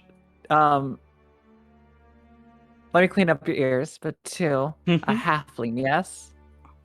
Yes. Hand me your staff. Also, yeah. So like also, we have to make sure that we prepare so they don't, ambush us from underground because that's what they like to do.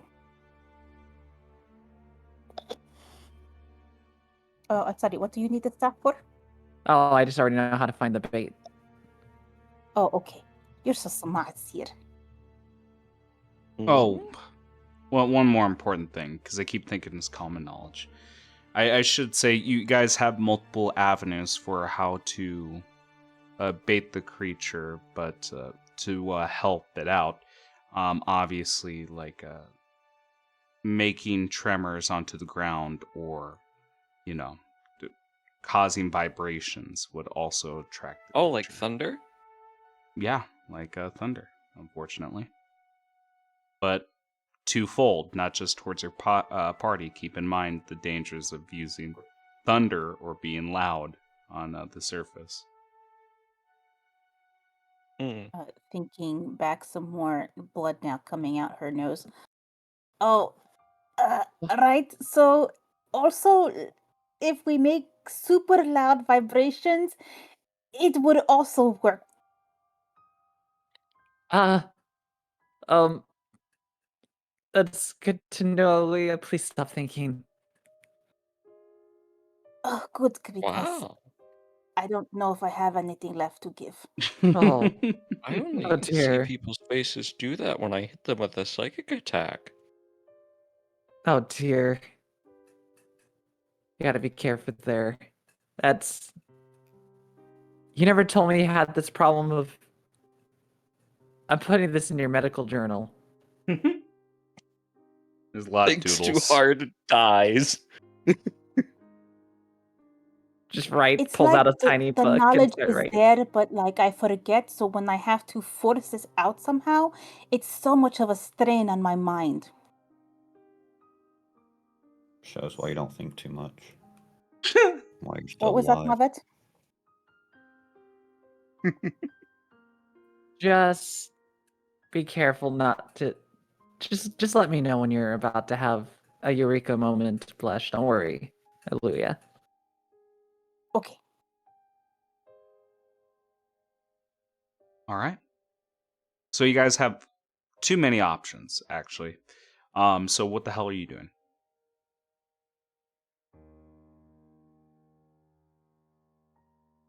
All of them at the same time. Good.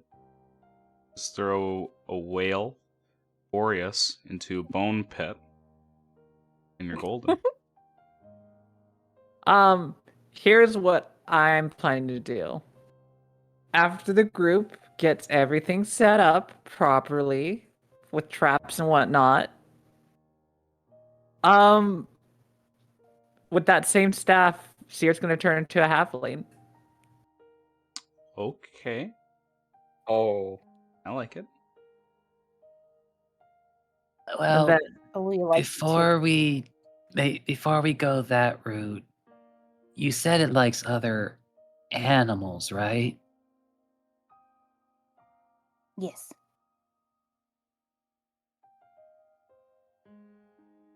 Like horses. So do we know anyone that can transform into or create animals? Moffat no. is currently looking like a zebra, which is kind of like. I mean, where would we even find a horse? You hear Kamlu say as he kicks the ground. For some reason, Gumo is sweating despite not normally being able to sweat. You have an odd feeling where you might be able to roughly find this creature if you backtrack.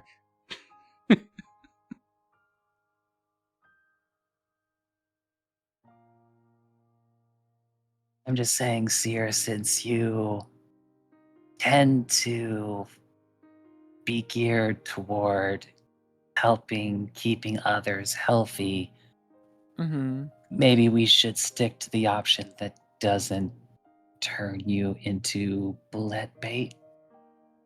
I'm Right. just in the mentality that I can handle some of the most dangerous situations, but Eddie, I do appreciate that you already know that I just care a lot about people and I'd rather them not be in harm's way. Let me throw out this idea. Since Kamalu already left the village, what if we go back and just were like, hey, if you guys could jump up and down for a really long time, something interesting will happen. And we deal with it. I'd be very angry. Oh, then we will not do that. You joke, but it is an actual route that you could take.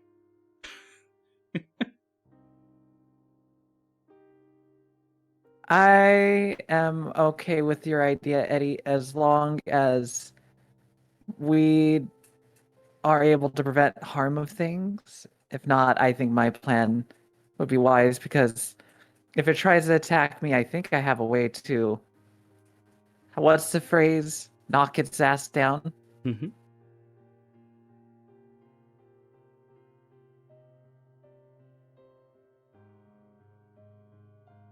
Well, if nothing else, I was at least going to try to contribute in my own way in keeping it from moving while we take care of it. I'm all hands for that, but then I will let you do your things first, and then we'll go to my thing. But I think regardless of either plan, we're gonna make traps, aren't we?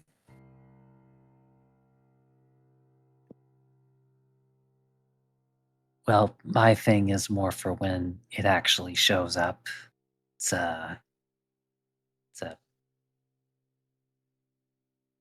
as I'm now remembering, I can literally try to hold it in place.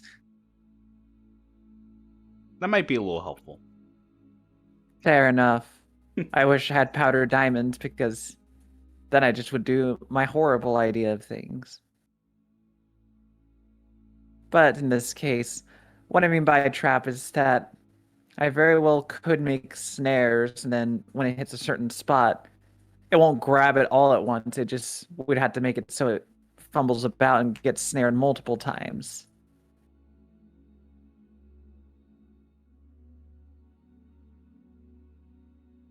I mean, nothing wrong with layering stuff. I had a few ideas myself. Actually, question for the environment. Oh, what? Does this environment look like it's going to set things on fire if they stick there?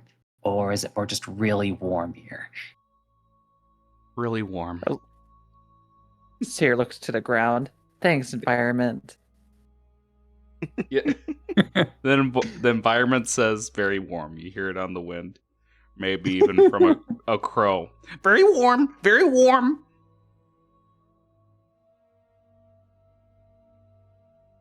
Hmm. Oh, I didn't think Corvix was following us. You see him flying skyward. Be under feet up in the air. Then, before I do my plan of things, Oluya Mm-hmm. hands the circlet. Will you wear this?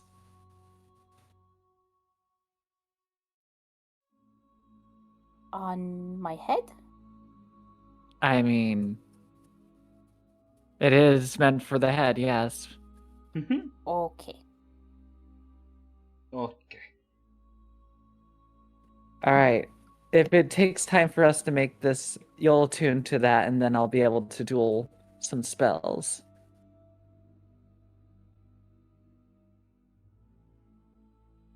I just gotta check real quick how many attunement slots I have because I think they're all used up. You would have to replace one. I'm I very think- certain you have 3. I think you might have to, yeah, but the reason why I have it just in case you don't have to. I'm also doing it just in case that if things go bad, at least you have the other part of the circlet and not Seer having both. Got it. I'm sorry. Did Moffat already turn into a horse?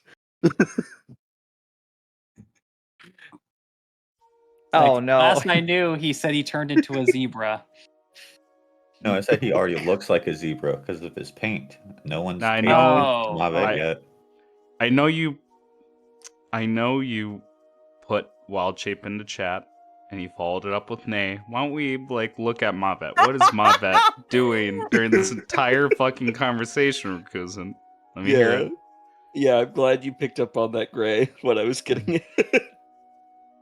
Mavet's just waiting there in horse form. Although his horse form does not look terribly like a normal horse that you would see.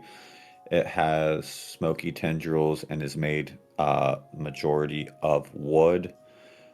So it's like patches of what you would think a horse would actually look like, skin and stuff, melded with the abomination that he is.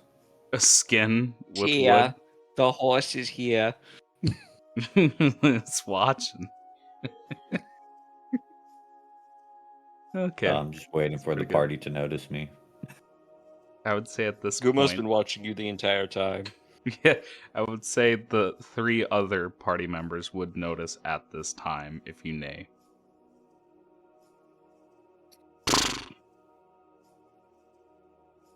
I spit out my Zen doing that. Yeah. Good. What does the party think, do, and react as they see Mabet as a horse? He's no clip clop. Plan C. Go ahead, Eddie.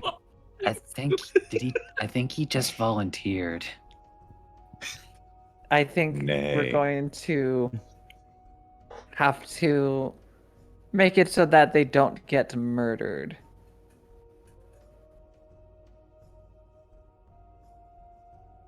That was They did really make it. the most disturbing thing I've ever seen.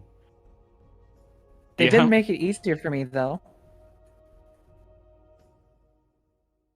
How heavy is a Mavet horse? Are they a tiny horse, a big horse? Are they like that creepy ass horse that will walk by A pedally? typical horse is a large-sized creature. War horse. That would be my stat block. Oh, so he's Oh, I was thick gonna with 2 C's, maybe 3 C's. gonna say Pony about that would be hilarious.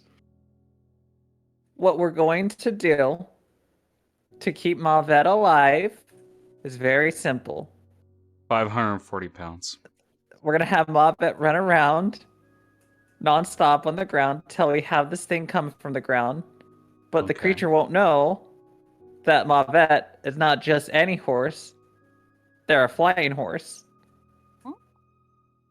Which means if the bullet comes out of nowhere to try to eat Mavet, they could fly off.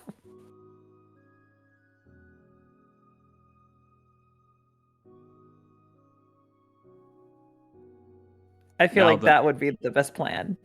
Now, the important thing is, where do you do this? Because even with the best bait, if, the fish ain't in the pond, you ain't gonna catch it.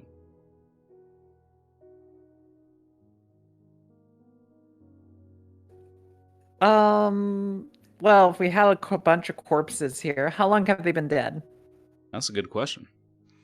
I believe you rolled super fucking high for your investigation. But that's additional information. I'll do medicine check with Lord DC, lowered from how high you rolled previously.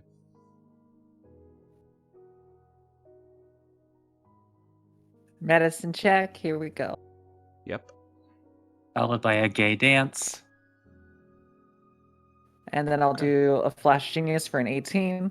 How many have you used? Jesus Christ, you're burning through them. I am on my last one right now, so There you I'm go. saving that one for an emergency. Looking at the bodies, and perhaps it is the humidity in the air, or how warm this particular area is. They have been decaying. You could tell that perhaps more than a day old.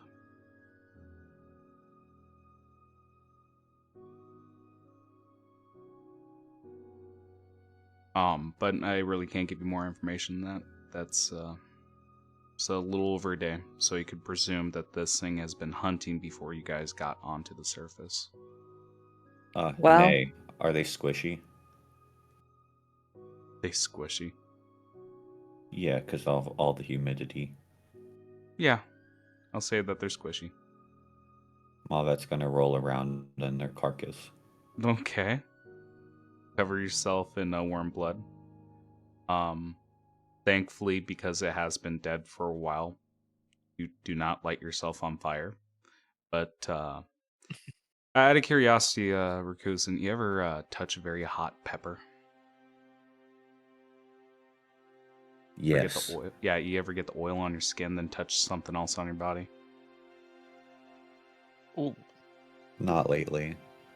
My yeah, wife's but you done get it the to me. point that I'm trying to get at is you feel a stinging sensation all over your body.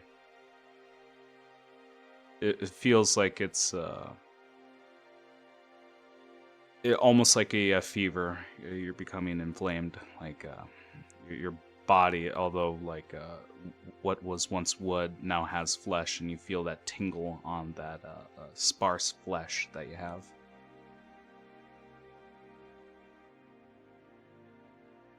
Hey.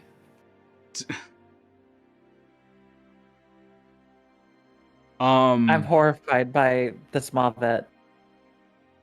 But because of the size of the creature, I would take a survival check to at least get a direction that you can guess where it went, or at least like try and do a track where it went. Although, again, a rather high check because it burrows, but you can at least look for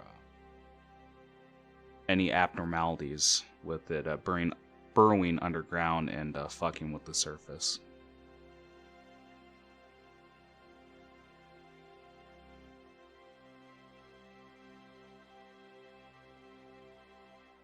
For anyone who wants to make a survival check.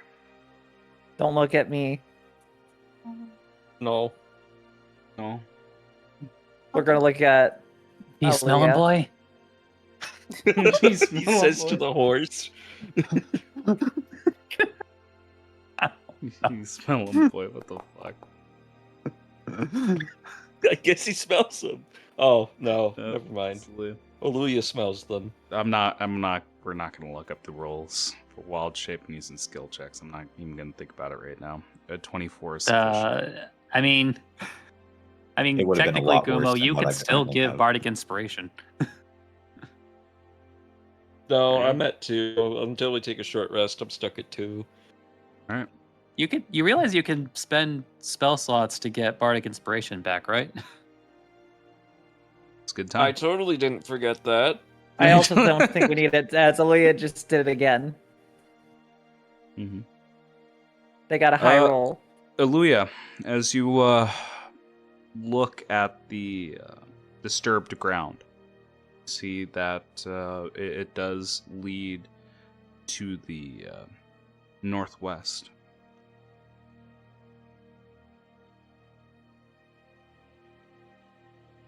But towards general directions, it would involve backtracking.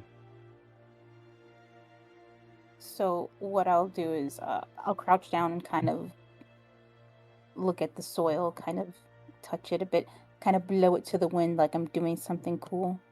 Yeah.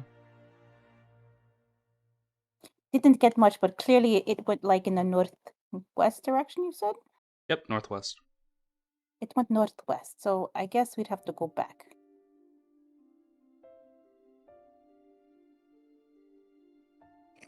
He's in Spanish?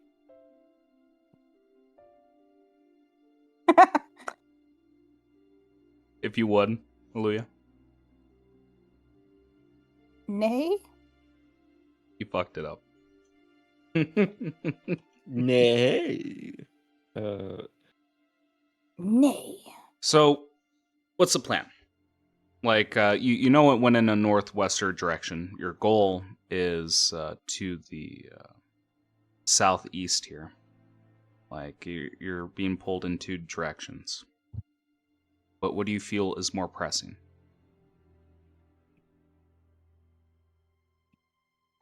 So, Probably the thing that's eating everyone? well, the way I see it, we weren't going to arrive at the fortress before nightfall anyway. And if I am remembering correctly, the influence of the spell energy from the obelisks is still going to be running even through to tomorrow. Correct. So I think it might be worth the detour of taking care of a problem that might be a bigger problem later, if left alone. If you want more information on the duration, because the obelisk isn't far away from your current location, you guys could make a Arcana check on how long you hazard it would last.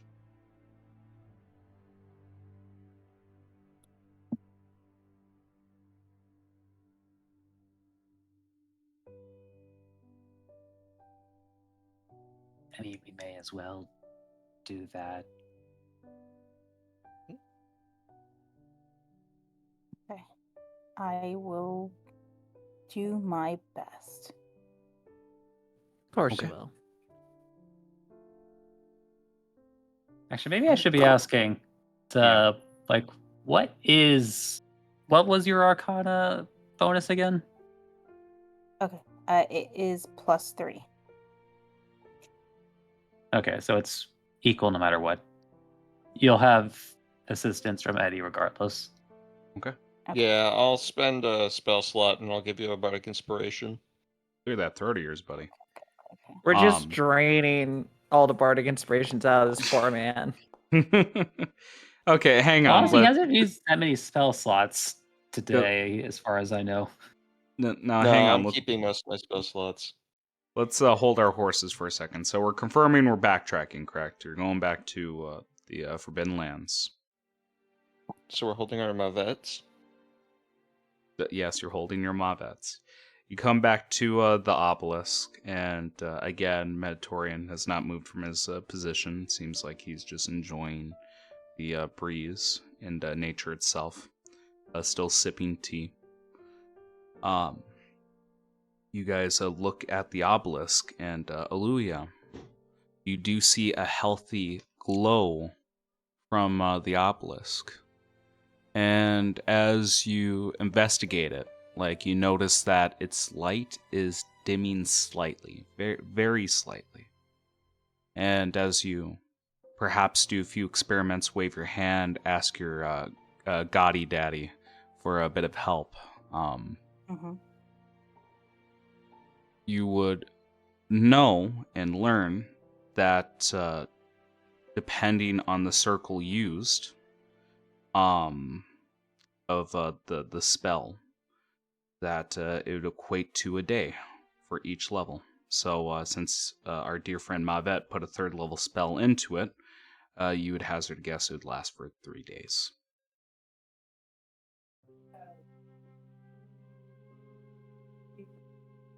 What I will do is just to kind of appease Aeolus, I will cut off a piece of the back of my hair, like one of the chunks that I already work on, and kind of throw it off into the wind, and I'll focus, and I'll look at the obelisk, and I'll kind of feel the vibe of what she's given to me. Now, I need to add something else. I have a tracker going in the background here for the obelisk activated and how many spell slots put into it. I mentioned before, because Mavet put a 3rd level spell slot in one obelisk and 3rd level spell slot in the other, that it dispersed the storm. But you feel as it's dying that whatever boons that you would gain from marching forward and putting in higher level spell slots might dissipate, as in you may be losing like potential boons and opportunities the longer that you take. Nothing horrible, but you feel as if more days you waste, the storm could start back up, and whatever upper hand that you would have had would disappear. But again, it's how it goes. So, actually, yep, go ahead. You know what? Since we're being pulled in 2 directions anyway, I'm actually going to now vote for a previous plan. Ooh, okay. Mega has the floor. Let's hear it. Well, since Gray seems to insist on having us choose, we don't have to. Ooh. It's like we are going to wind walk for a brief jaunt over to the obelisk. There are people already painted, so they can infiltrate without really being seen. Hell yeah. And then we will just simply leave to go all the way back over here to take care of our situation, and then we Oh, can yeah. still travel all the way back there using the same method, yeah. without having lost any ground or any benefits. Nice. Sounds beautiful. Let's do it. I love Let's make it that. happen. That's It's fucking so awesome. big. Love All right, it. Gumo, MVP. make it happen. Turn us into wind. Yeah. All right, give me just a minute. All Take right. him out. Oh hell yeah! I get to do something. Okay. Flavor up the Finally. spell. This is fun. Nay. You staying in your horse form? We'll see a horse-shaped cloud. It's like, but just for context, Gray. Mhm.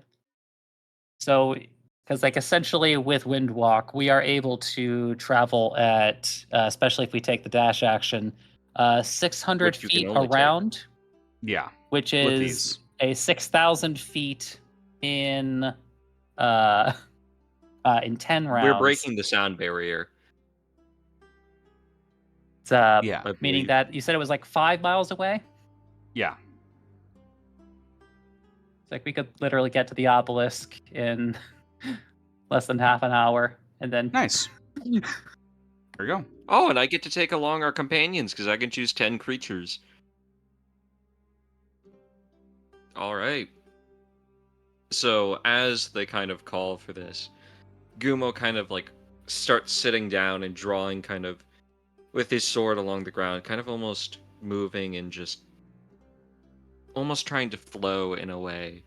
And as he kind of continues with this esoteric dance, you slowly watch as he starts to drift apart into clouds. And as he does so, you all look down and you see yourself slowly floating away, almost turning at first into spirits, but then your form begins to recompose itself far, far into the air as a whole bunch of clouds all kind of grouped together, beside taking whatever shape you feel like is best, with Mavet becoming a horse-shaped cloud in the sky.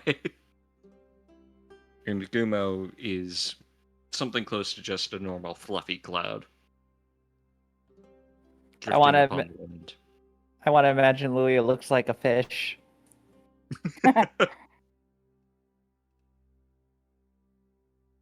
Eddie looks like a genie.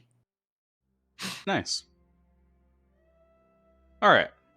Let's just be quick with the directions here, using the same numbers. I'm gonna let Gumo take the lead here since he's casting the spell. He can dictate the direction here. Just start spouting out numbers to me, and I'll tell you what you pass by. We're going towards here, correct? Yep. All right, 2. Okay. I mean 3. Fuck, I meant 3. Oh, Jesus. Anyways, Okay, you moving need on. to be very clear with the numbers here because it reveals a shit ton of information. Go to 3. I forgot we were doing clockwise. All right, we go to 3, Yep. then we go to 2. I'm not even going to address that. Okay, 2. You go to 2. Let me quickly Then we tell go to you. 3. Let me quickly tell you. You see a watchtower made of ice and stone. You see that is typically used it's a watchtower used to observe approaching invaders. You see a older gentleman, or at least the shadow of a hunched over one, as they have a spyglass looking over the lands. Next one. I take the form of a middle finger and move to 3. Okay, 3.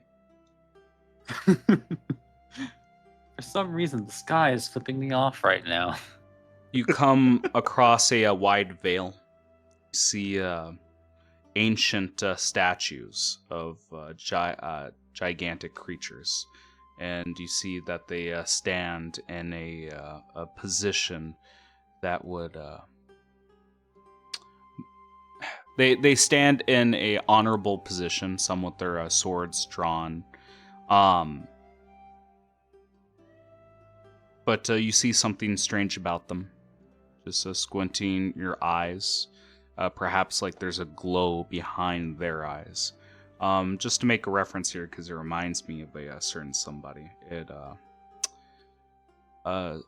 Orden Springblade went across very similar statues during his opening during our second part of our first campaign. Again, very long callback.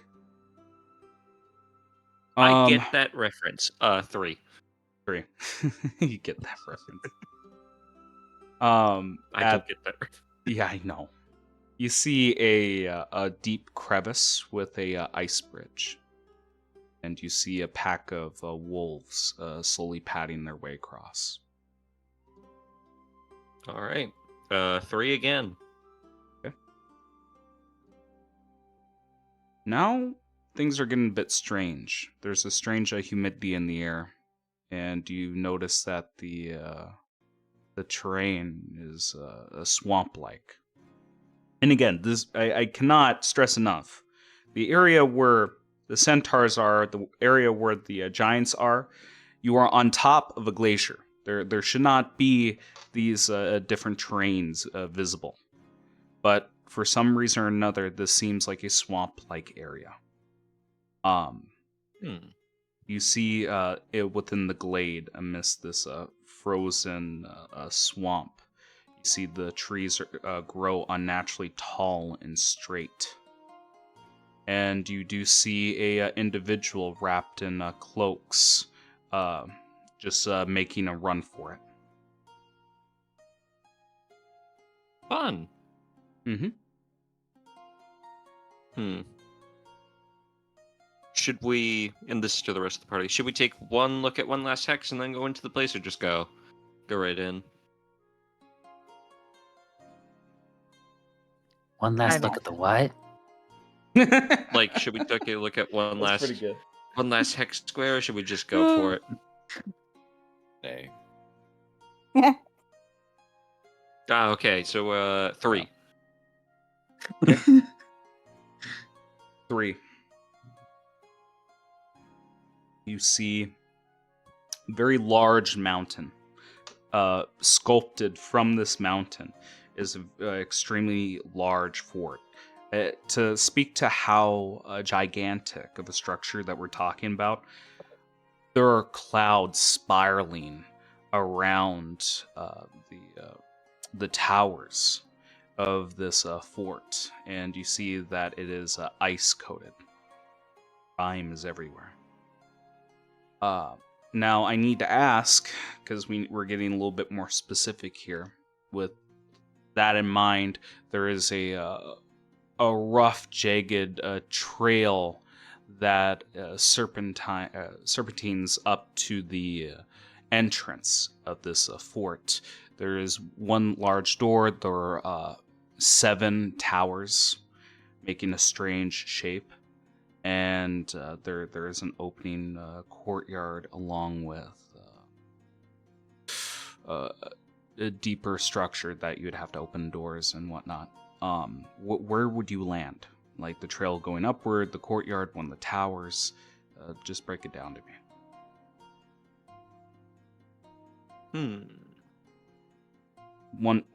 Hang on, let me add one more important detail here because I'm getting carried away with the descriptions.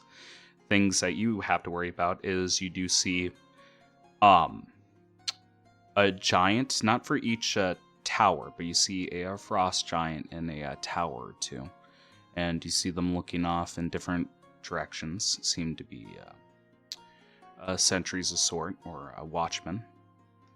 In the courtyard, you do see a few giants training, battling.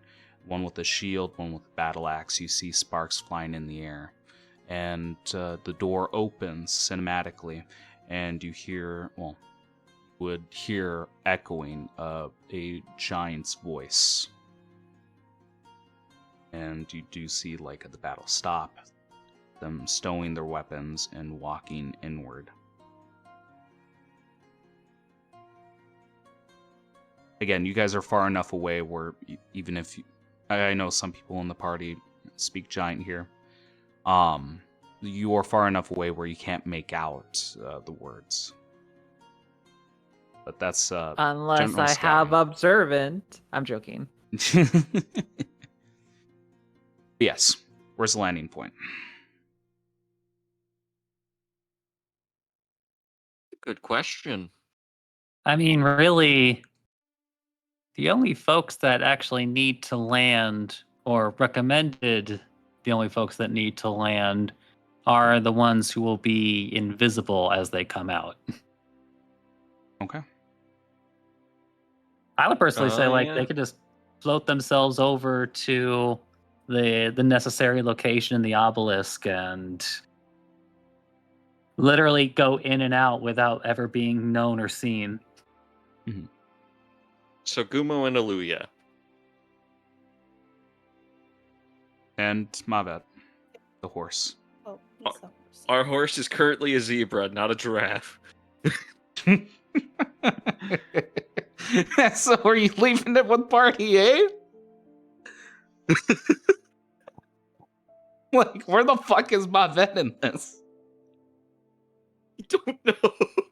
I guess he's Yeah, he's that down is the way. dancing in the air as a horse cloud. Mavet, Nay, nay, nay, you can nay. just tell me Nay, which nay, nay, party nay, that you nay, follow. nay, nay, nay, nay, nay, nay. Why can't I just circle around as a cloud? Or does he need to concentrate? He needs For to me. concentrate, and he's going to eventually drop Uh, concentration here. Well, actually, Okay. gonna push up my glasses here. Pushes It up is an glasses. 8-hour duration spell that can be activated and deactivated Okay. like at will by the participants affected by the spell. Eddie, why did he have He to say doesn't need to that? do anything. Yeah, I was gonna say, Eddie, why did he have to say that? Not on my part as a DM, but on his part. Then Thank I will you. go back to nay, nay, nay, nay, nay, nay, nay, nay, nay, nay, nay, nay. All right. Well, this is a 6th level spell, so I'm not gonna be able to cast this again until tomorrow. Well, you won't have to, because it lasts for 8 Yes. hours. Yeah. Oh, I can just go back into being a cloud. Let's go. Yes, that's Yeah, what he we just got we done can saying. yeah, we can keep going back and forth into the form over the course of the 8-hour duration. Yep. Oh, hell yeah. It is a travel spell. Mm-hmm. It's because, yeah, the main reason he's emphasizing that is because it does take a minute to do the transformation. Thank God. So, sounds like the two invisible people are just touching base as close to the obelisk as possible. Okay. Use a 5th level slot. No.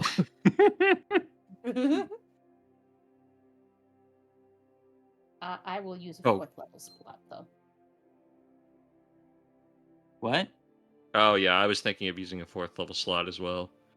But yeah, Yeah, if you want on to do the it, go right obelisk. ahead. Yep. 4th level. Here we go.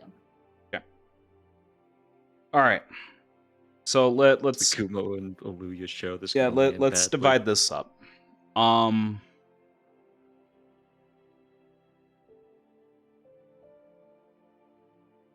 Because you can, I believe it says only take the dash action.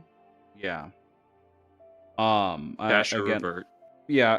Well, I'm gonna be strict about it. There are doors you have to open, but I'm not gonna be too harsh with you. You spend a 6th level spell, and even if you pass by like giants, I don't believe they would intrinsically know that a random ass cloud is a enemy, but they might find it suspicious depending on the circumstances that we proceed with here. That's all to say, it's a long-winded way of saying there's going to be times where you're going to have to revert, change. Let's focus on the other group, because it sounds like our a commando squad going to the obelisk is gonna lead to a very fun time here, and we might have a one-liner to finish on with the other group here. So Seer, Eddie, the giant, Bjorn. Where do you guys go? Let me ask Bjorn. He Okay, gives cool. gives a nod. Yep. I was gonna lean into that. Nods. Go ahead, Eddie. Though it's actually wanted to just do that one-liner for a moment, but go ahead. So we should probably be someplace where we're not going to be easily found. I mean, the question I would like to ask is, should we hide on Bjorn, in Bjorn, or like In away from Bjorn. Bjorn? In Bjorn?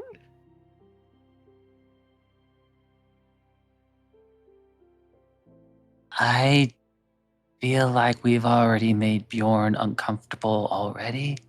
I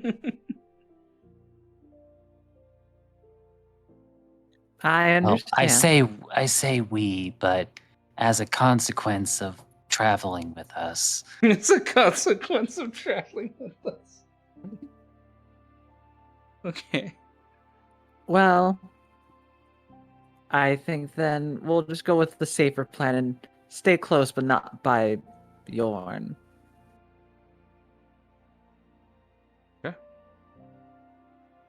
So, right before the door, like at the base of the mountain, like where do we see you guys like reverting and changing form?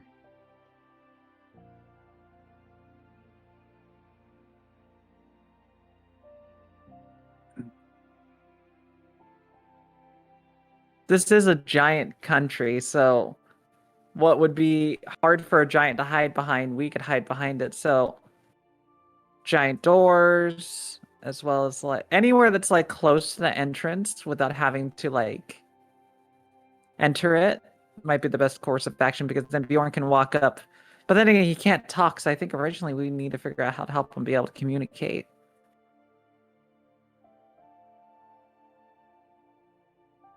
Can he write? Gives a nod. Okay, we'll do it based off of that then.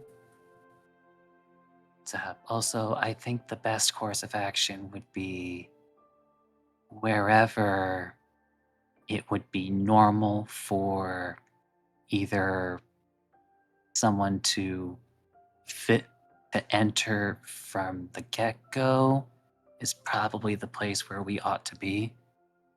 It would be more suspicious if we appeared suddenly in a place and none of like the guards or doormen encountered us when we got there. At least if we're actually looking to talk to anybody. Fair enough. Then, to make myself look less menacing, I've been really dunking my head in constantly in getting, wet, but that's just because it keeps growing back so quickly from fire. So I just have to go bald again.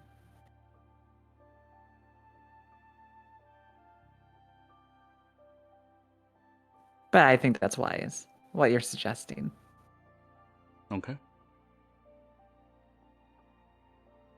So, Bjorn, could you possibly blow in the direction of where that would be? Blow in the direction of where that'd be.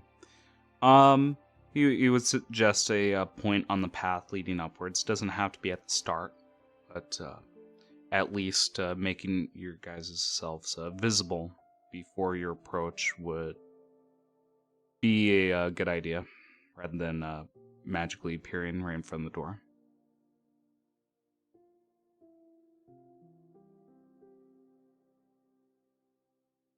He communicates So all blow that in that with direction. hand signals. You guys blow in the middle of the path. Sorry, I You- don't have as much experience as the others, but You guys take a minute. first time being a cloud. Go ahead. You guys take a minute. Oh. Form yourselves. You Don't worry, think that I can teach you how to blow later. and you think there's a funny joke with a giant being a cloud, but he can't say it. This frost giant leads you upward on the trail. You guys eventually reach the large oaken doors, presumably made from the nearby trees that you've seen before. I swear to God, if you draw a penis, my bet.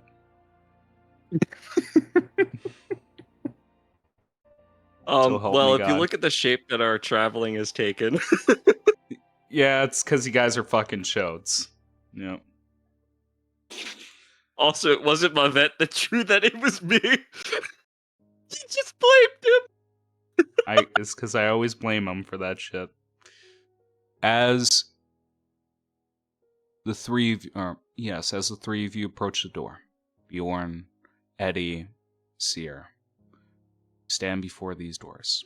They are very large, perhaps 45 feet tall, 30 feet, maybe 20 feet wide. We see Bjorn ball his fist and hammer on the door. We hear it echoing throughout the fort itself.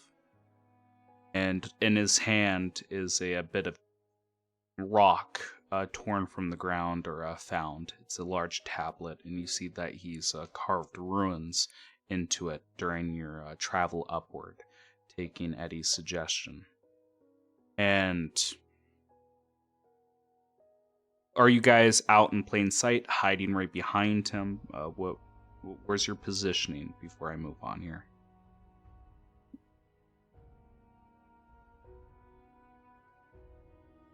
I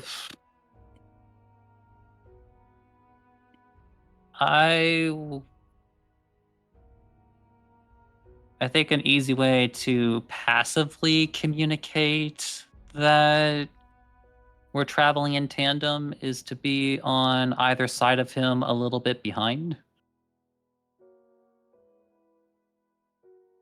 Okay. As in, like, flanking either side of him plus a little bit behind, I should say. Kind of like a triangle formation. Looking overhead, you see above the door on the walkway above a figure's head begin to rise. Almost like Attack on Titan. Like, it almost looks like this guy is just standing tall, but that's not the case. You see the head, the hand gripping the rail, and you hear it speak.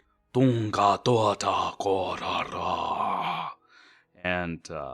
Sierra, you would understand it as, who goes there? Then there's a momentary pause. Bjorn, is that you? And squinting his eyes, he stares at the two of you. Does not attack, but questions Bjorn, saying, "Why are there small folk with you?" And you see Bjorn with tablet in hand, showing like the giant. Is there anything that Seer says because she can understand the language? Or would you prefer that Bjorn just hand out the tablet and see what happens? I might need a small description of what you just said again. For this whole time I've been dealing with a puppy barking nonstop. One more time. There's a guard above the door on the walkway, and he asks Bjorn, "Who goes there?" Bjorn, "What are you doing back so early?" And looking at both of you, "Why are there small folk with you?" Bjorn is handing a tablet to said giant.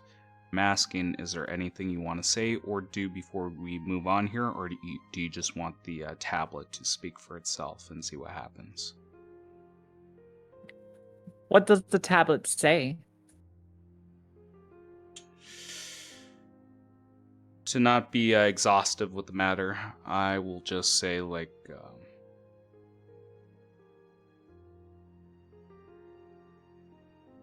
we have come to speak to the Jarl about Boreas.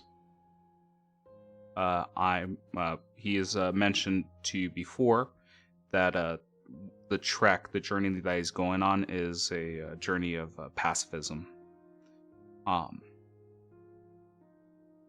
And to discover more about the condition that's affecting Boreas. This is short and sweet of it. We can add little details here and there, but that's the general information. I would just translate to Eddie what Bjorn wrote, but I don't think I would do anything else. Yeah, that's fine. That could have been done on the travel upward. You see like a look on his face as he leaves you, this doorman, gatekeeper, and they move past the courtyard into the fort. And at this moment, I would imagine, like, well, we'll go specifically at what point we eventually see the other party, but we'll say somewhere in the scene that the other party is skulking around, either just entering or just leaving. Well, we'll see next session. But we do see, like, within this throne room, a Jarl, this giant, imposing figure, angrily speaking amongst the giants here. And you hear a little bit of its speech as this figure is trying to rally the giants forward. And towards what the figure looks like, you see a long beard, a bald head, and a frozen axe. It says something along the lines of, "Hear now the voice of..." Actually, remember here. Hang on.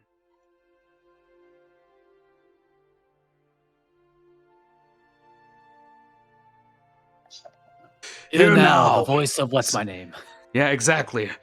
I am so tired of these Whisper. fancy fucking names. Hear Hear now the of- voice. Hear now the voice of Merkvar, Jarl of our clan, champion of the Titan. Brothers and sisters of the glacier, attend to my words. The White Crown himself, who carved these very mountains, summoned the eternal winter, forged glaciers with his own thunderous hands, looks upon us with displeasure. Our blades have tasted the blood of our enemies. Our banners have flown atop conquered halls, yet still Boreas's frost fire burns with impatience. He demands more. And you hear the gathered frost giants, like, mumbling amongst themselves, rabble, rabble, rabble. Remember the day when beneath the pale aurora we stood with the Storm King against the fiery hordes, when our spears were icicles in the sun, shattering molten steel and driving the usurper's legions to ruin. Remember how he, the highest of the spires, granted us our forged axes, ruins alive with his glory. Again, like they're getting more ferocious. To you, my war brothers and sisters, I swear anew we shall rend the walls of the small folk, crush their strongholds, and offer their leaders' skulls upon an icy altar for the great Boreas. Let each swing of an axe, crack of a shield echo like a roar of his avalanche. And they're getting more ferocious now, beating along at their shields. Know this. The weak will falter, the timid will freeze in our footprints. But we are giants of frost, tempered by the darkest colds. Our hearts beat with thunder, our blood flows with chill. We are his chosen blade, his living storm. So rise, brothers and sisters. Let the winds carry our oath. We shall not fail. We shall not yield. By my honor as Jarl, by the ruins that bind me, by the might of the World Shaper himself, this day, our axes, our lives, our souls are dedicated to his purpose. Onwards, to battle, for glory, for conquest, for Boreas! And you hear echoing, and you guys outside, everyone would hear at least that for Boreas echoing. And then that speech is interrupted with the creaking of the door. And you see the Jarl's eyes shoot daggers at this man. And the gatekeeper says in a low, hushed, reverent tone, Jarl, Bjorn has come back, and he's brought small folk. And at the opening of the doors, you guys are hearing the rhythmic bang of shields. Dum, dum, dum, dum, dum, dum. Like you guys are hearing the heartbeat within the fort. And the Jarl says back, and we're going to finish on this. Is that so?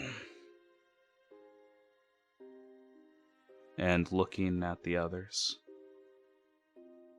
Go out there. Test his mettle. Make sure he isn't soft for what's to come. And we see a few giants leave and come back with the gatekeeper.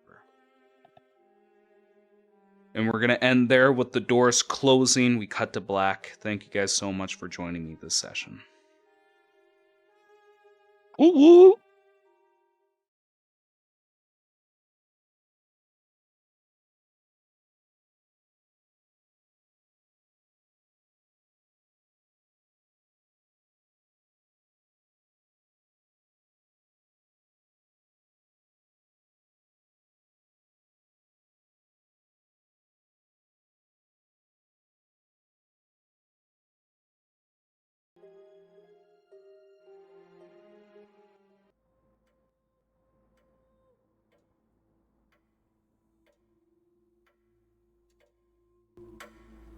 This has been House Common Blood. The intro and outro music is Oh My Dog by Savik, and any other music and sound effects used in the episode are royalty free. Credits can be found in the episode description. Please review us on whatever podcast listening app you happen to be using, and if you like us, tell other people. Word of mouth is the best way for us to grow.